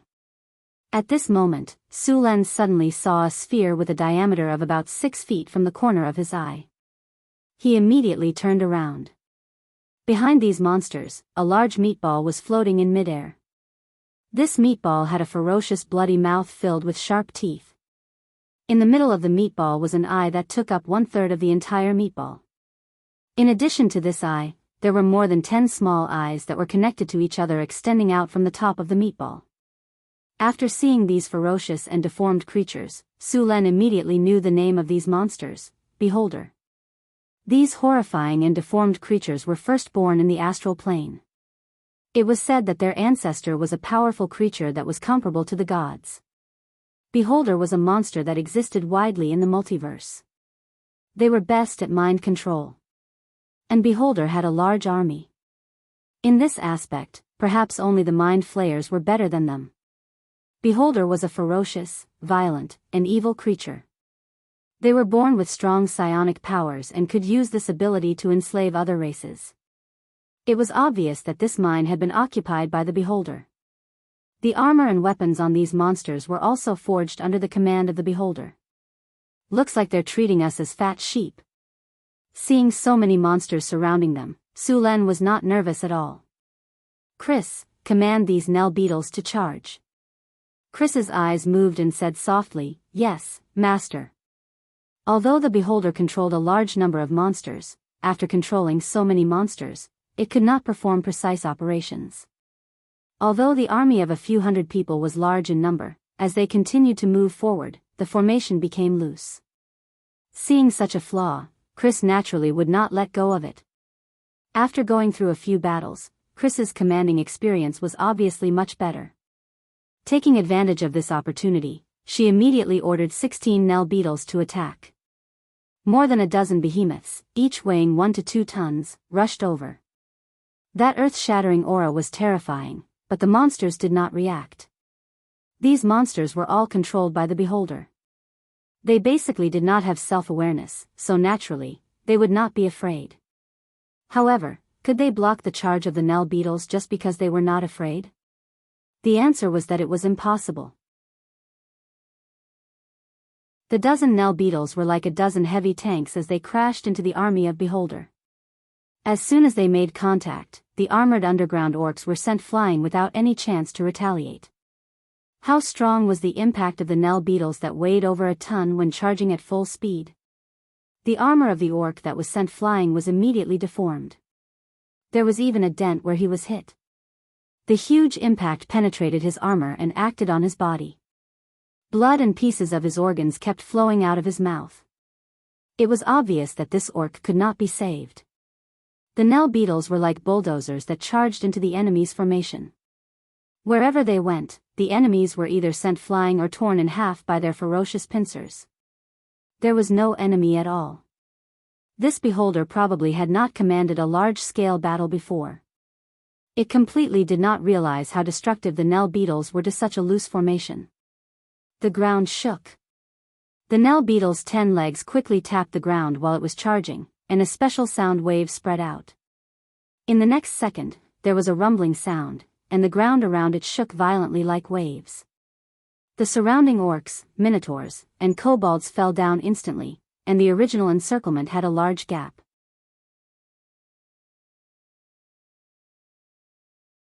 Chapter 461.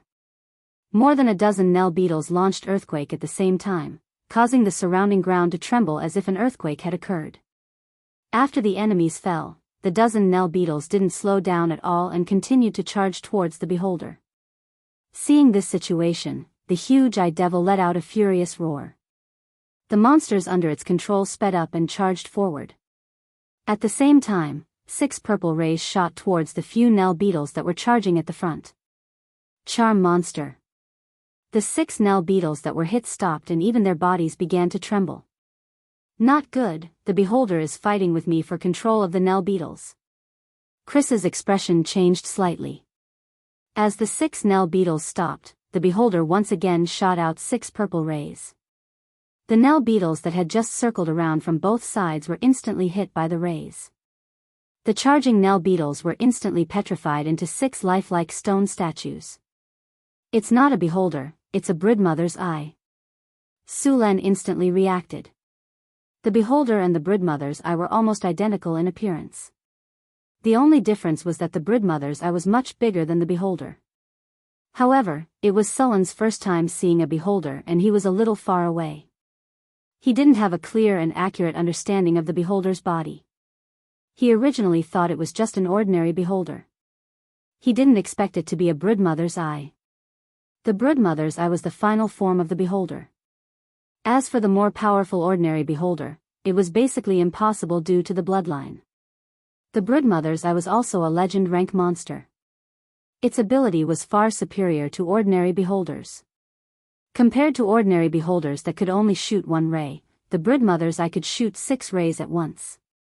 Moreover, the broodmother's eye could shoot 10 kinds of rays. These 10 kinds of rays included charm humans, charm monsters, disintegrate, fear, finger of death, petrification ray, damage ray, hypnosis ray, slow ray, and telekinesis ray. Its spellcasting level was equivalent to that of a level 20 spellcaster. It was completely a legendary warlock. Against such a legendary monster, relying solely on the Nell beetles would be a waste of time. Ordinary beholder's challenge level was around level 10. However, the broodmother's eye would require a complete team of level 16 adventurers. Chris, focus on controlling the Nell beetles to deal with the surrounding monsters. Leave the broodmother's eye to me. Sullen's body flashed with lightning and the storm war halberd appeared in his hand. After a brief explanation, he disappeared with a flash of light. Alternate space travel. Sullen's figure instantly entered a grotesque world. In the next second, he appeared beside the broodmother's eye. As soon as he appeared, the storm battle halberd in his hand smashed down on the broodmother. Fear. The broodmother's eye instantly fired an eye beam at Sulen, but this time, the spell did not have any effect. Sullen's strong will and iron will allowed him to pass through the fear spell. The storm war halberd didn't slow down at all as it ruthlessly slashed at the broodmother's eye. The energy barrier around the broodmother's eye only lasted for a second before it shattered with a loud bang. The storm war halberd had left a deep wound on its body. Asterisk sizzle. Asterisk the tentacles on the broodmother's eye wriggled and made a sizzling sound. Then, the broodmother's eye instantly opened its ferocious mouth and bit at Sulen. It looked like it was going to swallow him whole. You want to eat me? Aren't you afraid of breaking your teeth? Sulen curled his lips and instantly dodged to the side. Finger of death. 6 inches before it could steady itself, 6 consecutive purple beams instantly shot out from its eyes. 6 beams filled with the aura of death instantly hit Sulen. However, the broodmother's eye was disappointed. With Sullen's current physical fitness, the success rate of this kind of instant death spell was too low. Even if it was 6 consecutive beams, he could still easily withstand them. The only damage that could be done to him was the negative energy. In fact, divine creatures were immune to instant death spells. Although Sullen's divinity hadn't reached the level of a demigod, he was already a divine creature. Instant death spells had no effect on him. Seeing that Sulen didn't react after the finger of death hit, the broodmother's eye suddenly flew to the side, trying to distance itself from Sulen. However, how could Sulen let it have its way? His figure flashed as he chased after it. Disintegrate. 6-inch 6 red rays instantly flew towards Sulen. At the moment when they hit, a powerful force of thunder and lightning erupted from his body and formed a thunder shield, shrouding his body. The 6 disintegrate beams hit the surface of the thunder shield. The thunder shield flickered a few times before it shattered into countless lightning bolts. The disintegrate beams were also directly neutralized. Sulen didn't receive any damage. Sulen was also prepared for the broodmother's eye's attack. Power of thunder. Dazzling lightning instantly bloomed on Sullen's body. The powerful force of thunder constantly attacked the broodmother's eye under his control. The broodmother's tentacles were quickly electrocuted into black charcoal. Ah! A mournful scream was heard. Although the broodmother's eye kept releasing spells to resist, they were all destroyed by Sullen's powerful thunder. In the next moment, its huge body was hit by the thunder. A wave of pain and numbness made its body twitch continuously. Its huge body was paralyzed at this moment. Thunder explosion. A bolt of thunder as thick as a bucket instantly hit the broodmother's eye. The broodmother's eye's huge body was directly engulfed by the thunder. The broodmother's eye's body flickered with electric sparks. The original tentacles were also twisted and twitching. The pain and numbness from its body made it unable to resist. After Sulen reached the advanced legendary rank, his control of the Thunder Domain had become stronger. Even if he didn't activate the Thunder Domain, he could still use its power. Now, his normal attacks were infused with the power of the Thunder Domain. Although the broodmother's eye in front of him had reached the legendary rank, it was completely no match for Sulen. The spellcasting ability it was so proud of couldn't exert any power in the face of Su Luan. Although they were both at the legendary rank, there was a huge gap between an ordinary legendary and an advanced legendary. Moreover, Sulen had mastered the power of the Thunder Domain. The broodmother's eye couldn't resist him at all. Thunder Spear. A pale golden power of thunder instantly appeared in Sulen's hand. Then, it formed a spear made completely of thunder and lightning. It was also mixed with a trace of the power of the rules. As soon as the Thunder Spear took shape, a hair-raising feeling appeared on everyone on the battlefield. It was as if they were facing their natural enemy in an instant. Apart from purification, the power of the rules of thunder and lightning also had some power of judgment. This power was effective against almost everyone. Sulen immediately locked on to the broodmother's eye with his perception. Then, with a roar, he threw the Thunder Spear at it. A terrifying bolt of thunder directly streaked across the sky. At this moment, the entire underground cave was illuminated. The surrounding elemental energy seemed to be attracted by the Thunder Spear. It was as if the surrounding elemental energy was gathering towards the Thunder Spear.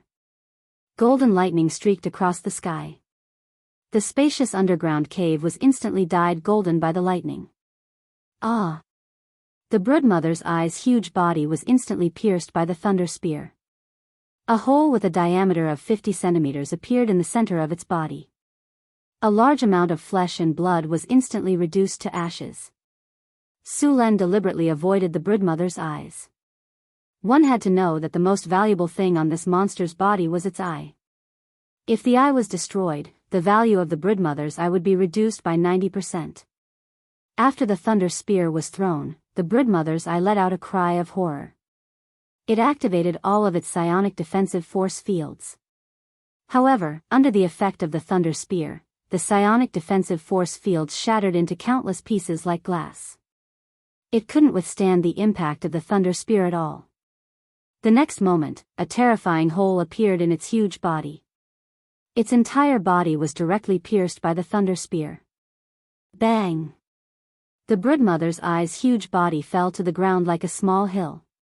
Blood spurted out. Although it looked very miserable, the broodmother's eye was still alive.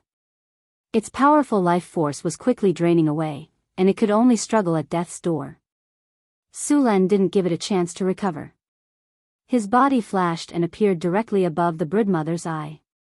The storm battle halberd in his hands suddenly flashed with dazzling lightning.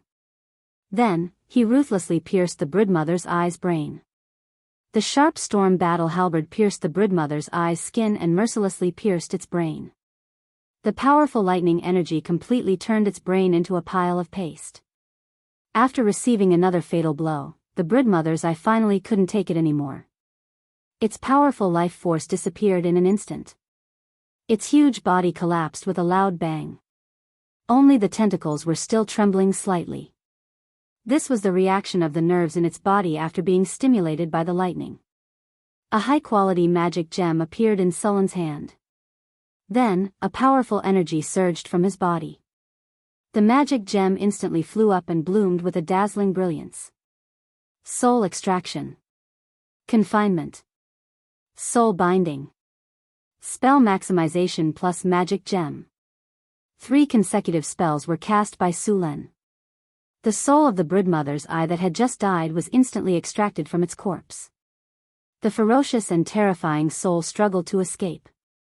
However, when it was alive, it wasn't a match for Sulen. Now that it was dead, it was even worse.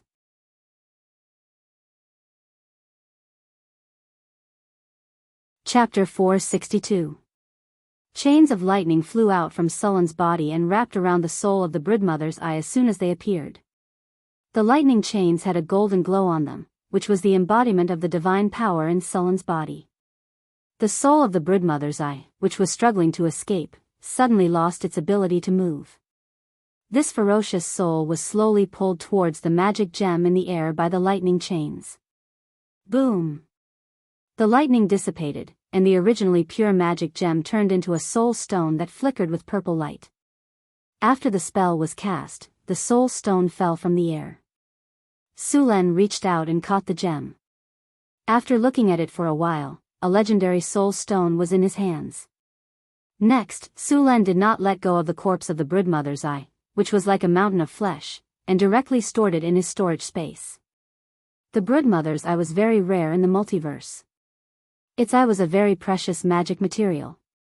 If the craftsmanship was good, it was more than enough to make a legendary item. How could he let go of such a material? At the same time, the moment the Broodmother's eye was killed by Sulen, the army of monsters that were besieging Crazy and the others immediately stopped attacking, and all of them fainted on the ground. Hundreds of kobolds, bugbears, underground orcs, and minotaurs all fainted. These monsters that were originally controlled by the Broodmother's eye were also freed at this moment. Seeing this, the grey dwarves and drows heaved a sigh of relief. Then, they tied up these monsters with ropes. Those with light injuries were left behind, while those with heavy injuries were killed with a single slash. Crazy, on the other hand, had the Nell beetles under control again. As for the remaining 6 petrified Nell beetles, Sulen had to cast a spell to get rid of them. The effect of the petrification spell was very powerful. This spell first appeared on the Medusa, who was also an ancient abomination monster. It was said that this monster had the bloodline of the gods. Many petrification spells in the multiverse originated from her. After the successful casting of the petrification spell, it did not directly turn a person into a stone statue. In fact, the stone statue was only the effect of the spell. As long as the petrification spell was removed within an hour, the petrified person would recover. Of course, the prerequisite was that the stone statue had to be intact. Once the stone statue showed signs of missing an arm or a leg, the person would also lose an arm or a leg after the petrification was removed. Moreover, the petrification spell had to be removed within an hour. Once the time limit was exceeded, the stone statue that was originally the effect of the petrification spell would become a real stone statue. After the petrification spell was removed, the beetles that had turned into stone statues, Sulen had turned into stone. Su got everyone to clean the battlefield, while he found a place to look at his harvest this time. Ding! Congratulations, host, you have obtained a glorious victory. Ding! Congratulations, host, you have successfully defeated an Eye of the Nest Mother and annihilated its army. You have obtained 53,200 experience points. You have obtained an item, Life Gem X2. Ding! Congratulations, host, you have successfully killed an Eye of the Nest Mother. You have obtained 68,000 experience points. You have obtained 2 platinum treasure chests. You have obtained 1 legendary skill point for killing an Eye of the Nest Mother. The battle has ended. New Moon Year 1688, November, Underground World. Your servant discovered a gold mine in the underground world. You led an exploration team to explore the depths of the underground world. When you found the gold mine, you encountered an army led by the Eye of the Nest Mother. A battle broke out. In the end, you took the lead and successfully killed the Eye of the Nest Mother. You have obtained victory in this battle. Your name has begun to spread in the underground world. Prestige plus 20. Ding! Congratulations, host, your experience points have reached the maximum. Your profession level has been upgraded. You have obtained 2 free attribute points and 2 skill points. You have reached level 29. A series of notifications rang in Sullen's ears. The rewards from this battle were not bad. He obtained 1 legendary skill point, 1 legendary gem, 2 platinum treasure chests, and 2 life gems. Moreover, he had leveled up. He had obtained a large amount of experience points from killing the brain hunters. Not only had he leveled up, but he had also accumulated 3/4 of the experience bar for the next level. In addition to the experience he had accumulated during this period of time and this battle, his level had increased once again. Su Len had not used the bottle of golden 9 transformations pills he had obtained previously. In addition to the 2 free attribute points he had obtained this time, he had a total of 27 free attribute points. He could raise several of his original attributes to 50 points. He planned to use them all when he returned this time. In addition to the free attribute points, Su Len had also accumulated 1 legendary skill point and 4 free attribute points. He planned to level up his skills. This time, Su Len planned to level up his Iron Bone talent. Originally, this talent was an intermediate talent. To level it up to an advanced talent required 4 free attribute points. Now, it was just enough. Opening the attribute panel, Su Len found the intermediate Iron Bone talent and chose to level it up.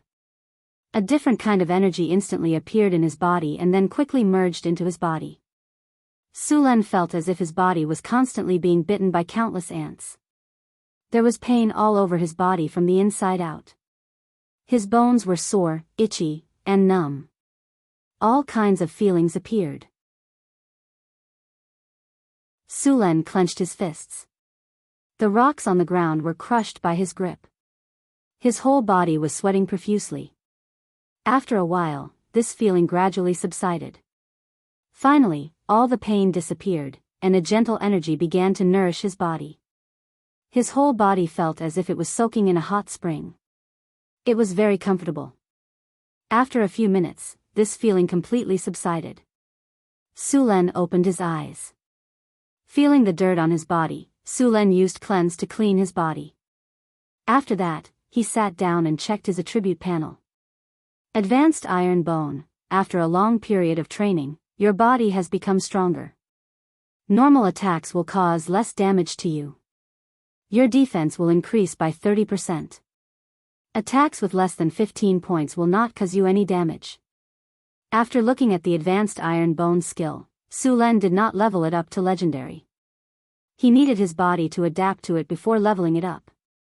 Therefore, Su Len planned to level it up after returning to Northern Town. After completing the leveling up, Su Len opened his inventory. There were 2 platinum treasure chests sitting there quietly. After taking a deep breath, Su Len chose to open the treasure chests. A beautiful sound and light effect flashed, and the system's cold voice rang in his ears. Congratulations, host. You have successfully opened the platinum treasure chest. You have obtained a mysterious item, Qilin Horn. Congratulations, host. You have successfully opened the platinum treasure chest. You have obtained an item, Blood Essence Stone. After hearing the system's voice, Sullen's face instantly flashed with joy. Then, he immediately took out the item that looked like a horn from his inventory. This Qilin horn was light gold in color. It was very hard and heavy to the hand. It was also covered in other energy. Su Len was still worrying about where to get this Qilin horn. He did not expect to get one from opening the treasure chest this time. Su Len was not clear about the other uses of the Qilin horn. However, the wonder blueprint that he had obtained said that the Qilin pavilion needed this item to be built. Although the Qilin pavilion's function was simple, it was very useful. It could improve the physical fitness of the horses and mounts in the territory. It could even make normal mounts mutate. Su Len was not clear about the effect. However, according to the characteristics of the wonder building, the effect should be very good. The other materials to build the Qilin pavilion were not too rare. A portion of them could be found in the northern city. The other portion could also be bought with money. The most important item, the Qilin horn, was already available. When he returned, he would also build this wonder building. After putting away the Qilin horn, Su Len took out the Blood Essence Stone. The Blood Essence Stone was a red stone the size of an egg. Its surface was smooth, and it flickered with specks of light. It looked very beautiful. He opened the system and began to check the Blood Essence Stone's attributes. Blood Essence Stone, this is a mysterious stone. It has a special magical power. Wearing this stone can increase the host's HP recovery speed and increase the host's maximum HP. It can also be used to make some items. After seeing the Blood Essence Stone's attributes, Su Len curled his lips. This stone was basically useless to him. After he had legendary regeneration, his HP recovery speed was very fast. He basically did not need this stone. However, after seeing that the Blood Essence Stone could be used to make magic items, Su Len decided to keep it. He would give it to Hathaway when he returned and let her do as she saw fit. After putting away these things, Su Len began to look at the 2 life gems in the storage space. These 2 gems were filled with life energy. They were light green and full of vitality. These magical gems were very rare. They had a magical effect, which was to increase one's HP. The life energy contained in the life gems was very rich and could be easily absorbed. At the same time, these gems were very important to druids.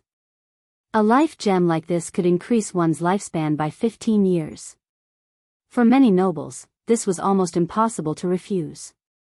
As soon as these 2 life gems appeared, they would be immediately snatched up by others. However, these gems were very beneficial to druids. They could increase the success rate of a druid's advancement. After putting away the gems, Su Len stood up. This time, the harvest had been checked. Now, it was time to deal with the gold mine. After defeating the Eye of the Nest Mother, Su Len had obtained a large number of captives. Now, he needed a large amount of labor to develop the mine. Su Len planned to make these captives miners. At the same time, some of the slaves would be used to build the passage between here and Crete.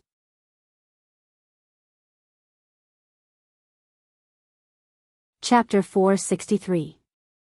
After dealing with the Eye of the Nest Mother, they captured more than 500 captives. These captives were all enslaved by the Eye of the Nest Mother. Now that the Eye of the Nest Mother was dead, these slaves naturally belonged to Suren. Although Chrissy's charm was powerful, she couldn't control so many people like the Nest Mother's eye. Therefore, Chrissy could only control the strongest people in the group. Without them, the rest of the slaves wouldn't have enough strength to rebel even if they wanted to. Next, Su Len divided the captives into groups of 50 and came up with a set of rules. A captain was chosen from each group and given some preferential treatment. They would immediately stand on Sullen's side and help Su Len oppress their own kind. This kind of thing happened too often in Sullen's northern city. Even now, there were still a lot of foreign overseers in the northern city. To prevent these slaves from escaping, Su Len divided each group into groups of 5. The slaves in the groups were to supervise each other. If someone escaped, everyone in the group would be punished. Moreover, the groups were to supervise each other. Those who reported the escapees would be rewarded.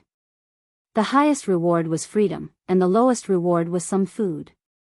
At the same time, Su Len had the drows watch over the slaves. After completing the rules, Su Len had the slaves build a camp here. At the same time, he sent the Grey Dwarves to explore the gold mine in all directions. After everything was arranged, Su Len took Crazy to search for the Eye of the Nest Mother. Beholder creatures also liked precious metals and shiny things. Their nests often contained a lot of wealth. Although it wasn't as rich as dragons, it wasn't too far off. Su Len naturally wouldn't miss out on this wealth. Who would complain about having too much money? With a clever captive leading the way, Su Len and Crazy rushed to the Eye of the Nest Mother. The Eye of the Nest Mother's nest wasn't far from here. It was only about 2 kilometers away. It was located in a cave. At this time, there were some Taurens standing guard outside the cave. Even the Eye of the Nest Mother had been killed by Su Len, so the Taurens were even easier to deal with. Zhao Fu casually threw out 5 lightning whips, causing the Minotaurs to be paralyzed and unable to move, easily subduing them. Looking at the cave before him, Su Luan didn't enter directly. Who knew if there were any traps left behind by the Nest Mother's eye? Su Len looked around and saw that no one was around. Then he took his Storm War Halberd and walked towards the 2 Taurens. He kicked them and said coldly, "Don't play dead, get up." Sullen's spell wasn't to kill him, but to make him lose his ability to resist. One had to know that mining required a large number of slaves, and it was better to have one less slave die. "Don't kill me." The man struggled to get up. Although he didn't die, his injuries weren't light. At this moment, he was full of reverence for Sulen. In the Taoran tribe, only the prophet shaman had the power of magic. He could clearly sense that Sulen was far more powerful than the shamans in his tribe. Sulen put the storm war halberd on the Tauran's neck and asked in a low voice, "Who is your master?" Although the Tauran was in awe, he didn't tell Sulen about his master. It was as if his master had left a restriction on him. How troublesome. Remove the spell. A ray of light rose from Sulen's body, and the spell on the Tauran was removed. "Who is your master?" Sulen asked again. "It's an eye demon." After the spell was removed, the Tauran immediately told him what he knew. Soon, Sulen figured out the situation in the nest. Other than the nest mother's eye that he killed, there were 3 other eye demons in the nest. They were the servants of the nest mother's eye. Sulen was a little confused before. Why was there only one eye demon in the nest mother's eye? It turned out that the rest of the eye demons were all in the nest. After figuring this out, he naturally wouldn't let the eye demons go. Then, Sulen and the others entered the cave. After entering the cave, they realized that it was a completely different world. This was not a cave, but a castle. Most of the rock wall had been hollowed out, and small rooms had been excavated. There were many fluorescent stones inlaid on both sides of the road. Just as Suluan was still observing the surroundings, a burst of footsteps came, and more enemies appeared. This time, other than the Tauran, orcs, and other underground races, there were also 3 eye demons. Although the eye demons were strong, it depended on who the opponent was. As soon as the 3 eye demons appeared, they immediately cast demonic ray at Sulen. However, after hitting, there was no reaction. Sulen's constitution easily withstood the test of toughness. These spells only caused some minor damage to him. With his strong regeneration ability, he recovered quickly. Sulen raised his hand and cast 5 lightning whips. The arcs of lightning bounced quickly on the monsters, and the monsters that rushed up were immediately paralyzed. Sulen's body flashed and appeared near a few eye demons. The eye demons were easily killed by him without any resistance. Next, Sulen and Chris quickly cleaned up the entire castle. All 3 eye demons in the castle were killed, and Sulen collected 3 more eye demon corpses. The remaining 100 or so people in the castle were dealt with in the same way as before. Sulen began to look at the spoils of war this time. As the difference in strength between the enemies and himself was too great, and there were no legendary creatures, there were only some experience points and magic gems as rewards. There was not even a silver treasure chest. After conquering the dungeon, Sulen immediately sent someone to inform Aten to cancel the construction of the territory. This dungeon was very suitable for a territory. The dungeon was not big. Sulen did a simple survey. It was more than enough for thousands of people to live in. Moreover, it was easy to defend and difficult to attack. The dungeon was surrounded by hard rocks, and there was only one entrance. There were tunnels dug into the mountain walls, and there were squares, houses, and streets. It was a small city. The largest room was where the Eye of the Nest Mother lived. After Sulen entered the room, he discovered a small mountain of gold and jewels in the middle of the room. In this dungeon, the Eye of the Nest Mother was worshipped by the Eye demons and the monsters under their control as a god. These items were offerings to the Eye of the Nest Mother. Now that the Eye of the Nest Mother had been killed by Sulen, the gold and jewels in the room were all Sulen's spoils of war. After seeing the treasures, Sulen's heart raced. Then, he ordered his subordinates to count the treasures. Most of the treasures were gold. After all, there was a gold mine, and the purity of the gold was only average. Besides the gold, there were also many magic gems. After counting, there were more than 2 tons of gold and thousands of magic gems. Of course, most of the magic gems were of average quality, and less than 1/10 of the magic gems were of high quality. Sulen asked the Grey Dwarf to refine the gold into gold bricks and store them in his storage space. 2 tons of magic gems sounded like a lot, but in reality, the gold bricks were less than 100 million cubic meters in size. Including the magic gems, the total volume was less than 2 cubic meters. Sulen's storage space could easily fit them all. While the Grey Dwarf was exploring the veins, the slaves were not idle. Sulen arranged for them to repair the roads. The tunnels leading to Crete had to be widened and strengthened, and many of the uneven roads had to be smoothed out. After making the necessary arrangements, Sulen took some time to return to Northern City. He handed over the gold he'd obtained to the mint for casting, and sent the magical gems to the Wizard Tower. At the same time, Sulen brought some men from Crete. When he came to the underground city again, 3 days had passed. After all, Sulen had only brought a little more than 20 people with him the first time he came. If he stayed here all the time, the slaves would not dare to do anything to him. However, he could not stay here all the time, so he transferred some people from the city of Crete. In addition to preventing the slaves from causing trouble, these people's task was to clean up the area around the mine. When Sulen returned, the Grey Dwarf had already begun to instruct the slaves to dig. As the area of the mine was too large, it would take a lot of time to explore. Therefore, they had to dig and explore at the same time. Although only a part of the exploration had been carried out, the results made Sulen overjoyed. Besides the gold, there were many other associated minerals. The Grey Dwarf had also found some fine gold. Based on what they had discovered so far, the reserves of fine gold were not bad. In addition, there were also topaz, pyroxene, chalcopyrite, pyrite, and so on. There were even some gemstones. The magic gems in the room of the Eye of the Nest Mother should have been excavated from here. However, the quality of the gemstones here was average. There were not many high-quality gemstones. Among the slaves, the kobolds and underground orcs were assigned to mining, while the taurens were sent to build the tunnels. Sulen and Chris began to sweep the territories around the dungeon. If they wanted to mine the mines, it would be impossible to rely on the hundreds of slaves in front of them. It was not realistic to transfer slaves from Crete or Orlando City. Both Crete and Orlando City needed slaves for mining, so they couldn't afford to spare too many people for that.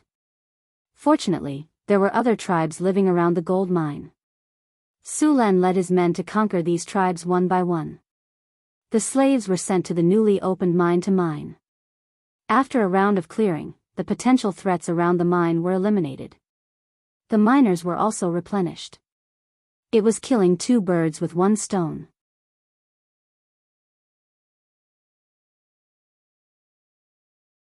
Chapter 464. It took Sulen a week to clear out all the monsters around the gold mine. The number of slaves in the mine had increased to 6,000. Among them, the number of kobolds was the largest, with 2,000 being bugbears. There were also orcs, gnomes, and taurens. 6,000 slaves were enough for now.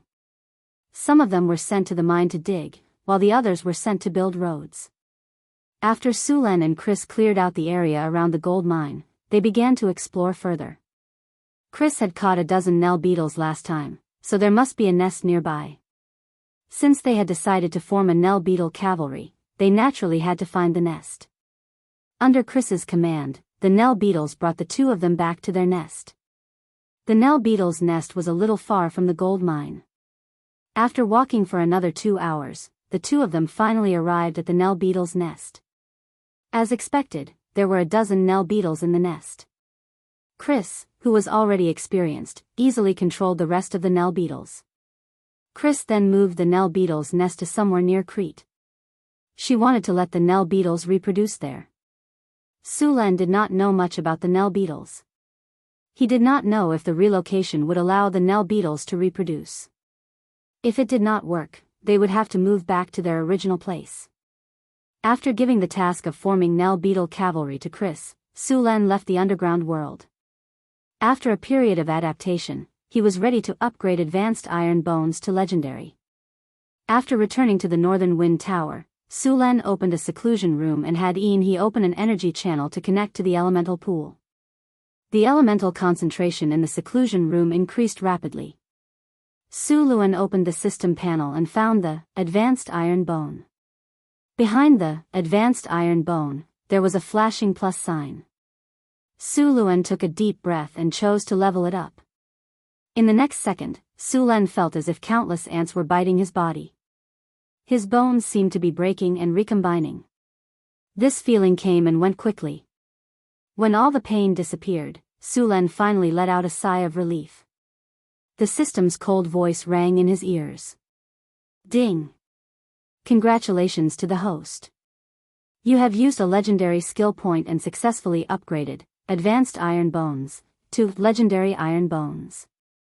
Detected that the host possesses Legendary Sturdiness and Legendary Tenacity. The host's body has triggered a special effect. The host has obtained the talent, Copper Skin and Iron Bones. Legendary Steel Bones, you have gone through a lot of tempering. Your body has completely broken away from the limits of a mortal and is moving towards a higher level. Normal attacks will deal less damage to you and your defense will be increased by 50%. Attacks below 30 points will not deal any damage to you. Copper Skin and Iron Bones. With this talent, you are immune to special effects such as crippling, broken tendons, bone fractures, and shattering. Your magic resistance is increased by 20. Sulen stretched his body, and a series of crackling sounds that sounded like beans being fried rang out. His body's defense had become very strong. With the addition of Legendary Tenacity, Legendary Iron Bones, Body Hardening, and other talents, ordinary weapons could no longer hurt him. Sulen's skin had become very tough. He deliberately took out an ordinary knife and scratched his body. However, the blade did not leave any wound. In the end, he kept increasing his strength and finally pierced his skin. However, just as a little blood flowed out, the wound quickly healed with the help of Legendary Regeneration. After testing the changes in his body for a while, Sulen did not leave the seclusion room. Instead, he sat down again and calmed his mind. After a while, Sulen took out a bottle of 9 transformation golden pills from the storage. After uncorking the bottle, a faint medicinal fragrance instantly filled the whole room. Suluan took out a golden elixir. The 9 transformations golden elixir looked golden all over, as if it was made of gold. Without hesitation, Sulen raised his head and swallowed the pill. As soon as the 9 transformation golden pill entered his stomach, a warm feeling spread from his body. Soon, a gentle energy began to swim in his body. This energy was the 9 transformation golden pill he had just taken. Every time this energy swam in his body, a part of it would merge into his body. After a few rounds, all the energy had been completely absorbed by his body, and in his attribute pain, 5 free attribute points had been added. Sulen chose to add all 5 attribute points to dexterity. The original 45 points of dexterity instantly increased to 50 points. Another type of energy quickly circulated in his body a few times before it was completely absorbed by his body. Sulen was keenly aware that his body had become more flexible.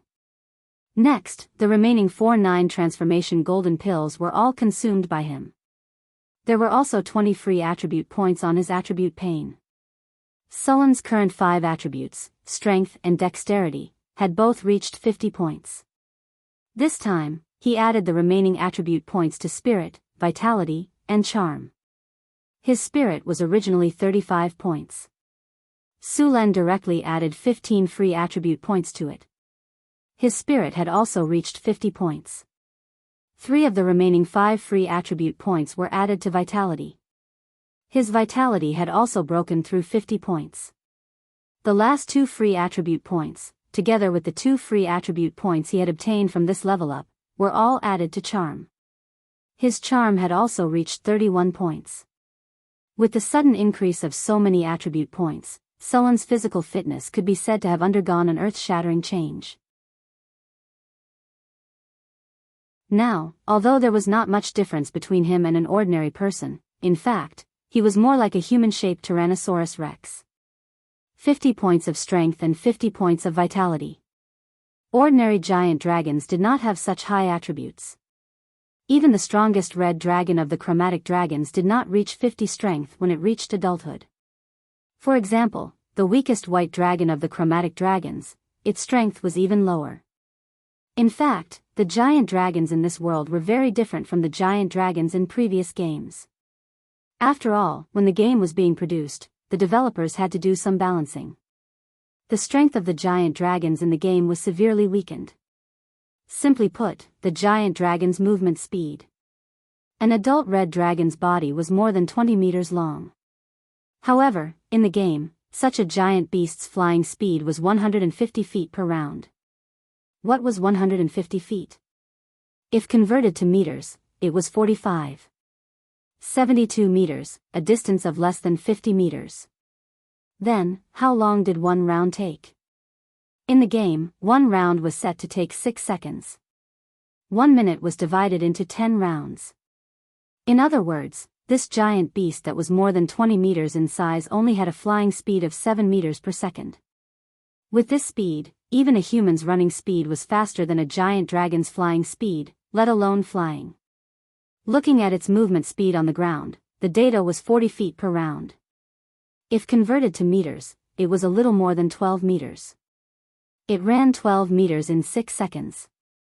That was 2 meters per second. What kind of concept was that? Even if you randomly grabbed a healthy young man without training, he could run 100 meters in 15 seconds. If converted, it would be 7 meters per second. Thinking about it, the giant dragon's body was more than 20 meters long. A casual step would be more than 2 meters away. This data weakened the giant dragon to an idiot. Sulen had never seen a real dragon before, but he still had some data. These data were very different from the data in the game. If he killed the giant dragon according to the attributes of the giant dragon in the game, it was basically a suicide mission. The difference between the game and reality was very big. Sulen planned to raise all his attributes to 50 points before leveling up. 50 points was a critical point. When all his attributes were raised to 50 points, only charm was left. Sulen had made up his mind to raise this attribute. After all, strength was a matter of version. Being handsome was a matter of life.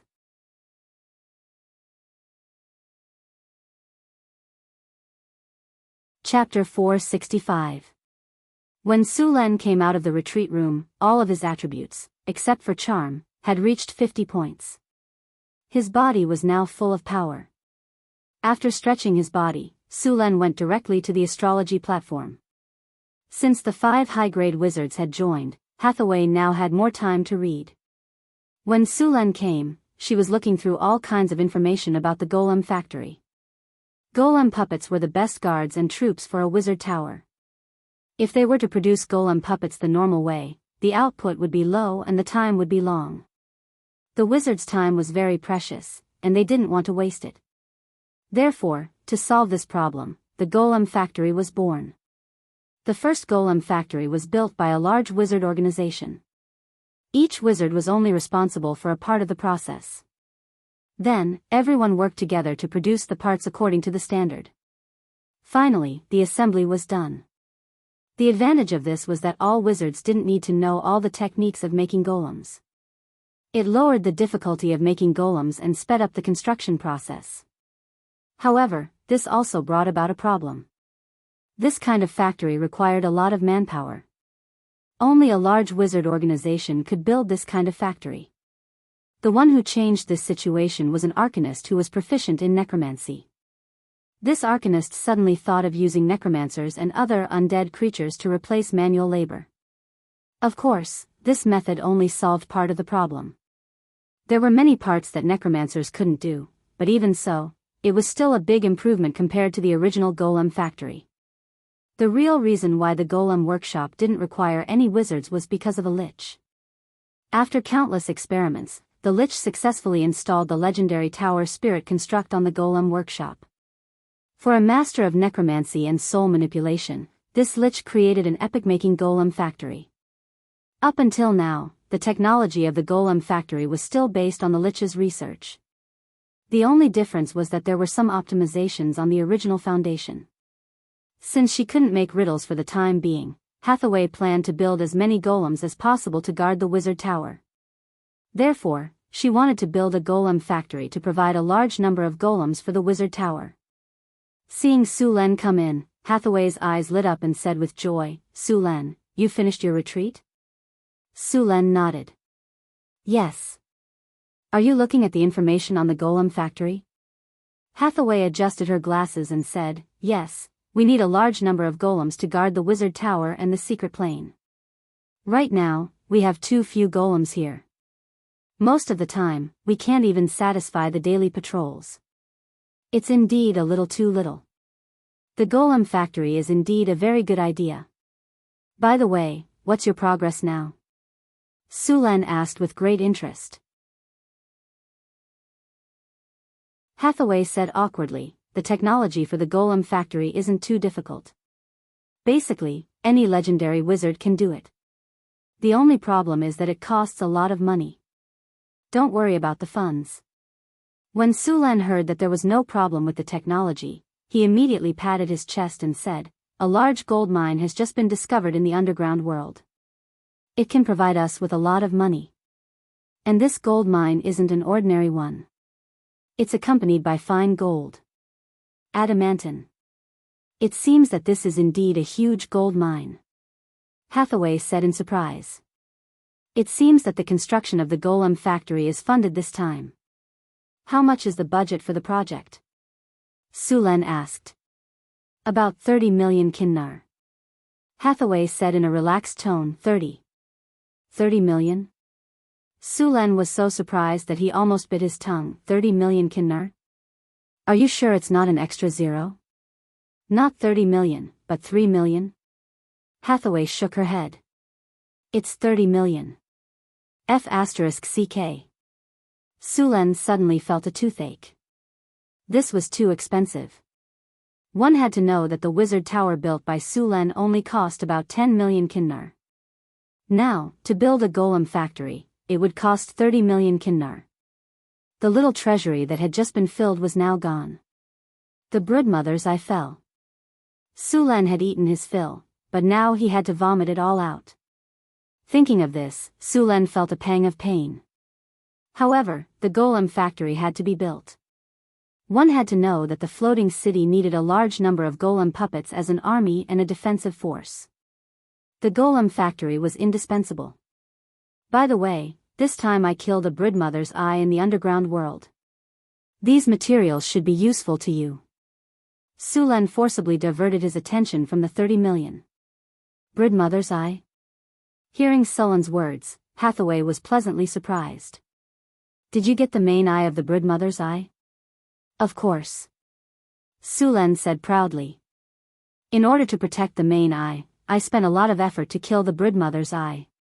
As Su Len spoke, he took out the corpse of the broodmother's eye from his storage space.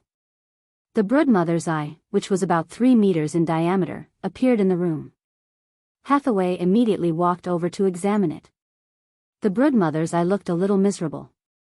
The most fatal injury was the one that went through the entire brain. Although the other injuries looked miserable, they were not too serious. Hathaway's palm flashed, and a silver-white scalpel appeared in her hand. Then, Hathaway took the scalpel and quickly cut the broodmother's eye's body. The thin but tough skin of the broodmother's eye was cut open. The corpse is well preserved, but its eye needs to be taken out as soon as possible, Hathaway said to Su Len as she cut up the corpse. I have other uses for this main eye, but these secondary eyes can be used in the golem factory. Hathaway cut open the tentacles of the broodmother's eye and quickly took out the secondary eyes. Many of the broodmother's eye's secondary eyes and tentacles had been damaged during the battle. In the end, Hathaway found 7 undamaged secondary eyes. Your spoils of war shouldn't be just one broodmother's eye, right? I remember that broodmother's eyes are social creatures. They are indeed social creatures. After I killed the broodmother's eye, I saw 3 beholder devils in its cave. Su Len nodded. I killed the 3 beholder devils. Their corpses are in my storage space. Do you want them now? I'll put them in the storage space later. This broodmother's eye will keep me busy for a while. Hathaway shook her head. The main eye of a beholder devil can be used to create many spells. For example, the eye of truth, the eye of omniscience, the eye of spacetime, and so on. The crystal ball used by the divination school can also be replaced by a beholder devil's eye, and the effect is even better than a crystal ball. The eye of prophecy can also reduce the backlash of divination spells and increase the success rate of divination spells. More importantly, the eye of prophecy can save you from disaster once. Save you from disaster once? Sulan looked at the broodmother's eye in shock. It was common knowledge that witches were often much more skilled than male adepts when it came to divination spells. Moreover, as a woman, they were naturally very curious. Women were even more curious than cats. What would they do if they had the ability to peek into other people's futures? Sulan didn't have to think to know that the witches would not be able to resist the urge to peek into the future. Under normal circumstances, they would only be able to see a few fragments of the future. It was not a big problem, and it would be hard for others to notice. However, they could not help but want to see more, so they would use some dangerous divination spells. This would lead to a serious consequence. The wizards of the school of divination would be seriously injured or even killed by the backlash of fate. The crystal ball of the school of divination could not only reduce the difficulty of casting spells, but also reduce the risk of backlash. The crystal ball would explode and crack to replace the damage that the witches would receive. However, there was a limit to the damage that the crystal ball could withstand. Once the limit was exceeded, the crystal ball would directly shatter. The eye of prophecy made from the beholder's eye could save you from death once. There were very few witches who were proficient in divination spells that were easy to deal with. For this reason, the number of northern witches had always been very small. Very few northern witches could die of old age. The most common situation was that they were killed by their own divination spells. What are you going to do with the broodmother's eye's main eye? Sulan asked curiously. Hathaway quickly cut off the skin of the broodmother's eye. At the same time, she separated the flesh and was ready to take out the main eye. This eye? Hathaway thought for a moment. It's too wasteful to use this eye to make the eye of prophecy. I'm going to use it to make an omniscient eye. Omniscient eye? Sulan raised his eyebrows. It's not what you think. Hathaway smiled. The omniscient eye is the ability of the gods. Only the gods who have mastered the omniscient eye can see the entire material world at any time and place. There are no restrictions of distance or space. The omniscient eye I'm talking about is far less effective than this. Hathaway continued, although it's not as powerful as the omniscient eye of the gods, it's more than enough to observe the northern battlefront city. With the omniscient eye, we can observe every corner of the city at any time and place. In addition to this, the omniscient eye will also retain its original abilities. For example, we can use the omniscient eye to cast some light spells. With the omniscient eye, we can attack at any time and place as long as we are in the northern battlefront city. At the same time, the omniscient eye can also be used for reconnaissance. Its range is very large. It can be dozens of kilometers or even hundreds of kilometers. Hathaway quickly took the broodmother's eye's main eye from its corpse and soaked it in a basin of clear blue liquid.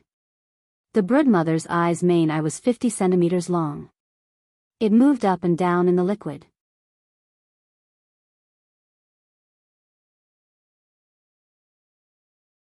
Chapter 466.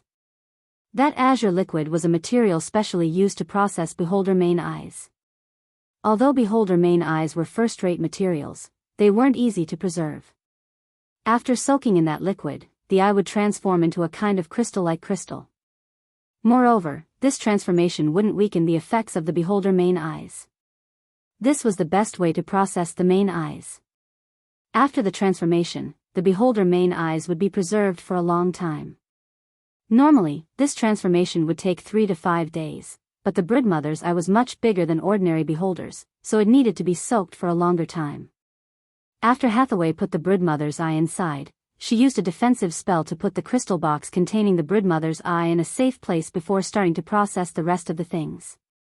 Although the secondary eyes of the Broodmother's eye weren't as powerful as the main eyes, they were still a pretty good material. Hathaway planned to use them to make arcane eyes. The arcane eyes' effects were very similar to the omniscient eyes, but whether it was in terms of range or magic attack, they were a lot weaker. But they were still very good for scouting in the wild. Hathaway planned to make these secondary eyes into arcane eyes. After making a new crystal box, she once again poured the azure liquid into it before putting the remaining secondary eyes inside. After doing all this, Hathaway let out a sigh of relief. Alright, the most important materials have been processed. The flesh of the Broodmother's eye can be used to make the bloodline potion, the skin can be used to make magic scrolls, and the rest can be used as experimental materials. After arranging everything, Hathaway once again took out the information about the Golem factory. The Golem factory was a huge project. In fact, all kinds of golems were produced in different independent factories in the Golem factory. For example, clay golems were molded, stone golems were carved, and steel golems were cast. These different production methods determined that each golem required different factory conditions. A complete golem factory had at least 3 production lines. In the end, the only thing that was the same was the assembly workshop. All kinds of magic golems were transported together to be assembled, and then activated with the life activation spell. Of course, there were similarities in the manufacturing process of the 3 types of golems. For example, mageweth engraving. All golems had to be engraved with a large number of mageweths. Apart from the mageweth engraving, everything else was basically the same. The 3 types of golem production lines had different levels of difficulty. From low to high, they were the clay golem, the rock golem, and the steel golem. As for the legendary golem, it was too expensive to make, and they were few in number. It was not cost-effective to make a production line. The clay golem production line was the least difficult to build, but the clay golem's combat power was also the lowest. Under normal circumstances, the wizard tower would use the clay golems as servants, and as combat units, these things were cannon fodder. At the same time, because of the cost and materials, the clay golem could also be used as an experimental assistant.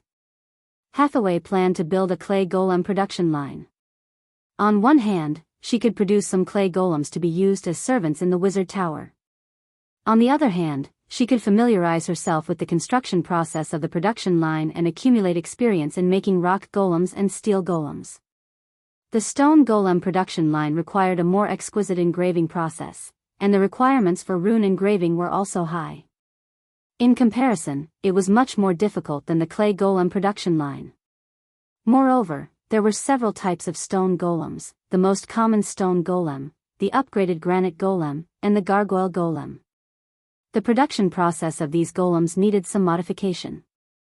The steel golem production line was the most difficult. There was a big difference in technology, and it needed a smelting workshop, a casting workshop, and so on. At the same time, a tower spirit was needed to control the entire production line.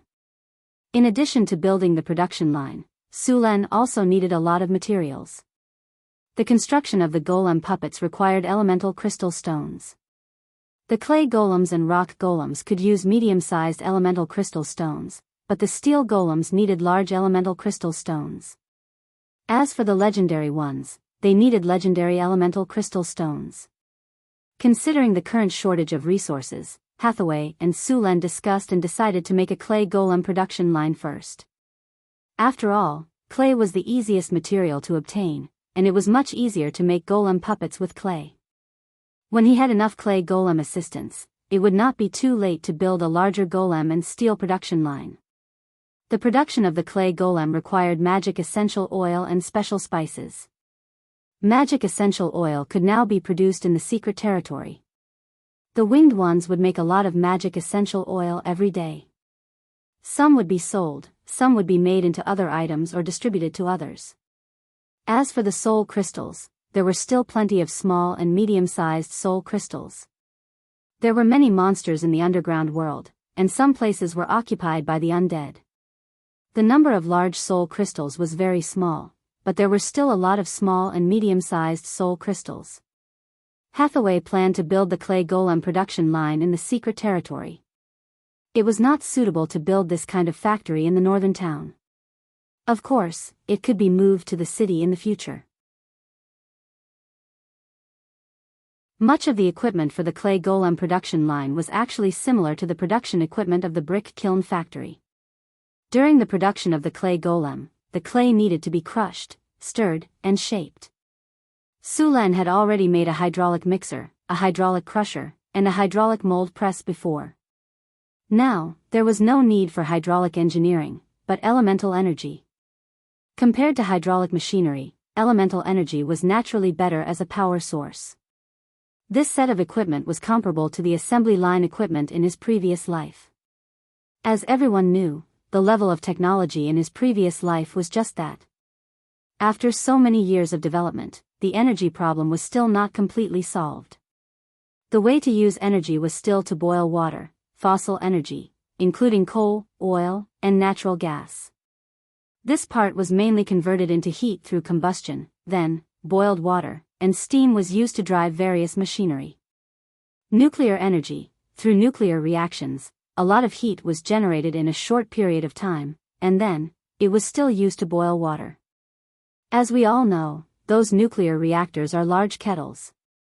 For all, hydrogen energy. First, hydrogen was obtained through electrolysis or chemical reactions, then heat was obtained through combustion, and then, it was still used to boil water. Geothermal power, the principle was similar to other thermal power generation. The only difference was that the heat came directly from the Earth's core, so, it was also used to boil water. Biomass energy, fuel obtained from living things, mainly plants and microbes, so to put it bluntly, it was still used to boil water. There was no end to it, it was always boiling water. Only solar energy and mechanical energy were converted into electrical energy. In this world, the energy source alone was more advanced than in his previous life. After all, magic directly used elemental energy to convert, and the conversion rate was much higher than the conversion rate of boiling water. In his previous life, the highest energy conversion rate was only 40%, but in this world, it was almost 100%. The elemental pool in the secret realm was also a large elemental pool, and it was more than enough to supply the entire secret realm. Moreover, many of the facilities in the secret realm had not been repaired, so there was no need to use so much energy. There was no problem in using the elemental pool's energy to run the production line. There were many empty spaces in the secret realm, and Sulen quickly found a suitable place. Then, Sulen and Hathaway directed the steel golems to carry out the construction. Energy channels were laid down one after another. Now, the production of magic crystals in the secret realm was very good. The crystal beasts that Sulen brought back from the underground world were living very well here. From less than 50 at the beginning, there were now more than 130 of them. The clay crusher was produced by the craftsmen in Northern Town. In addition to the crusher, even the mixer and mold press were the same. Hathaway specially made more than a dozen clay golems, and these clay golems were instilled with the skills to operate these machines. When the clay golem production line was completed, these golems would operate it.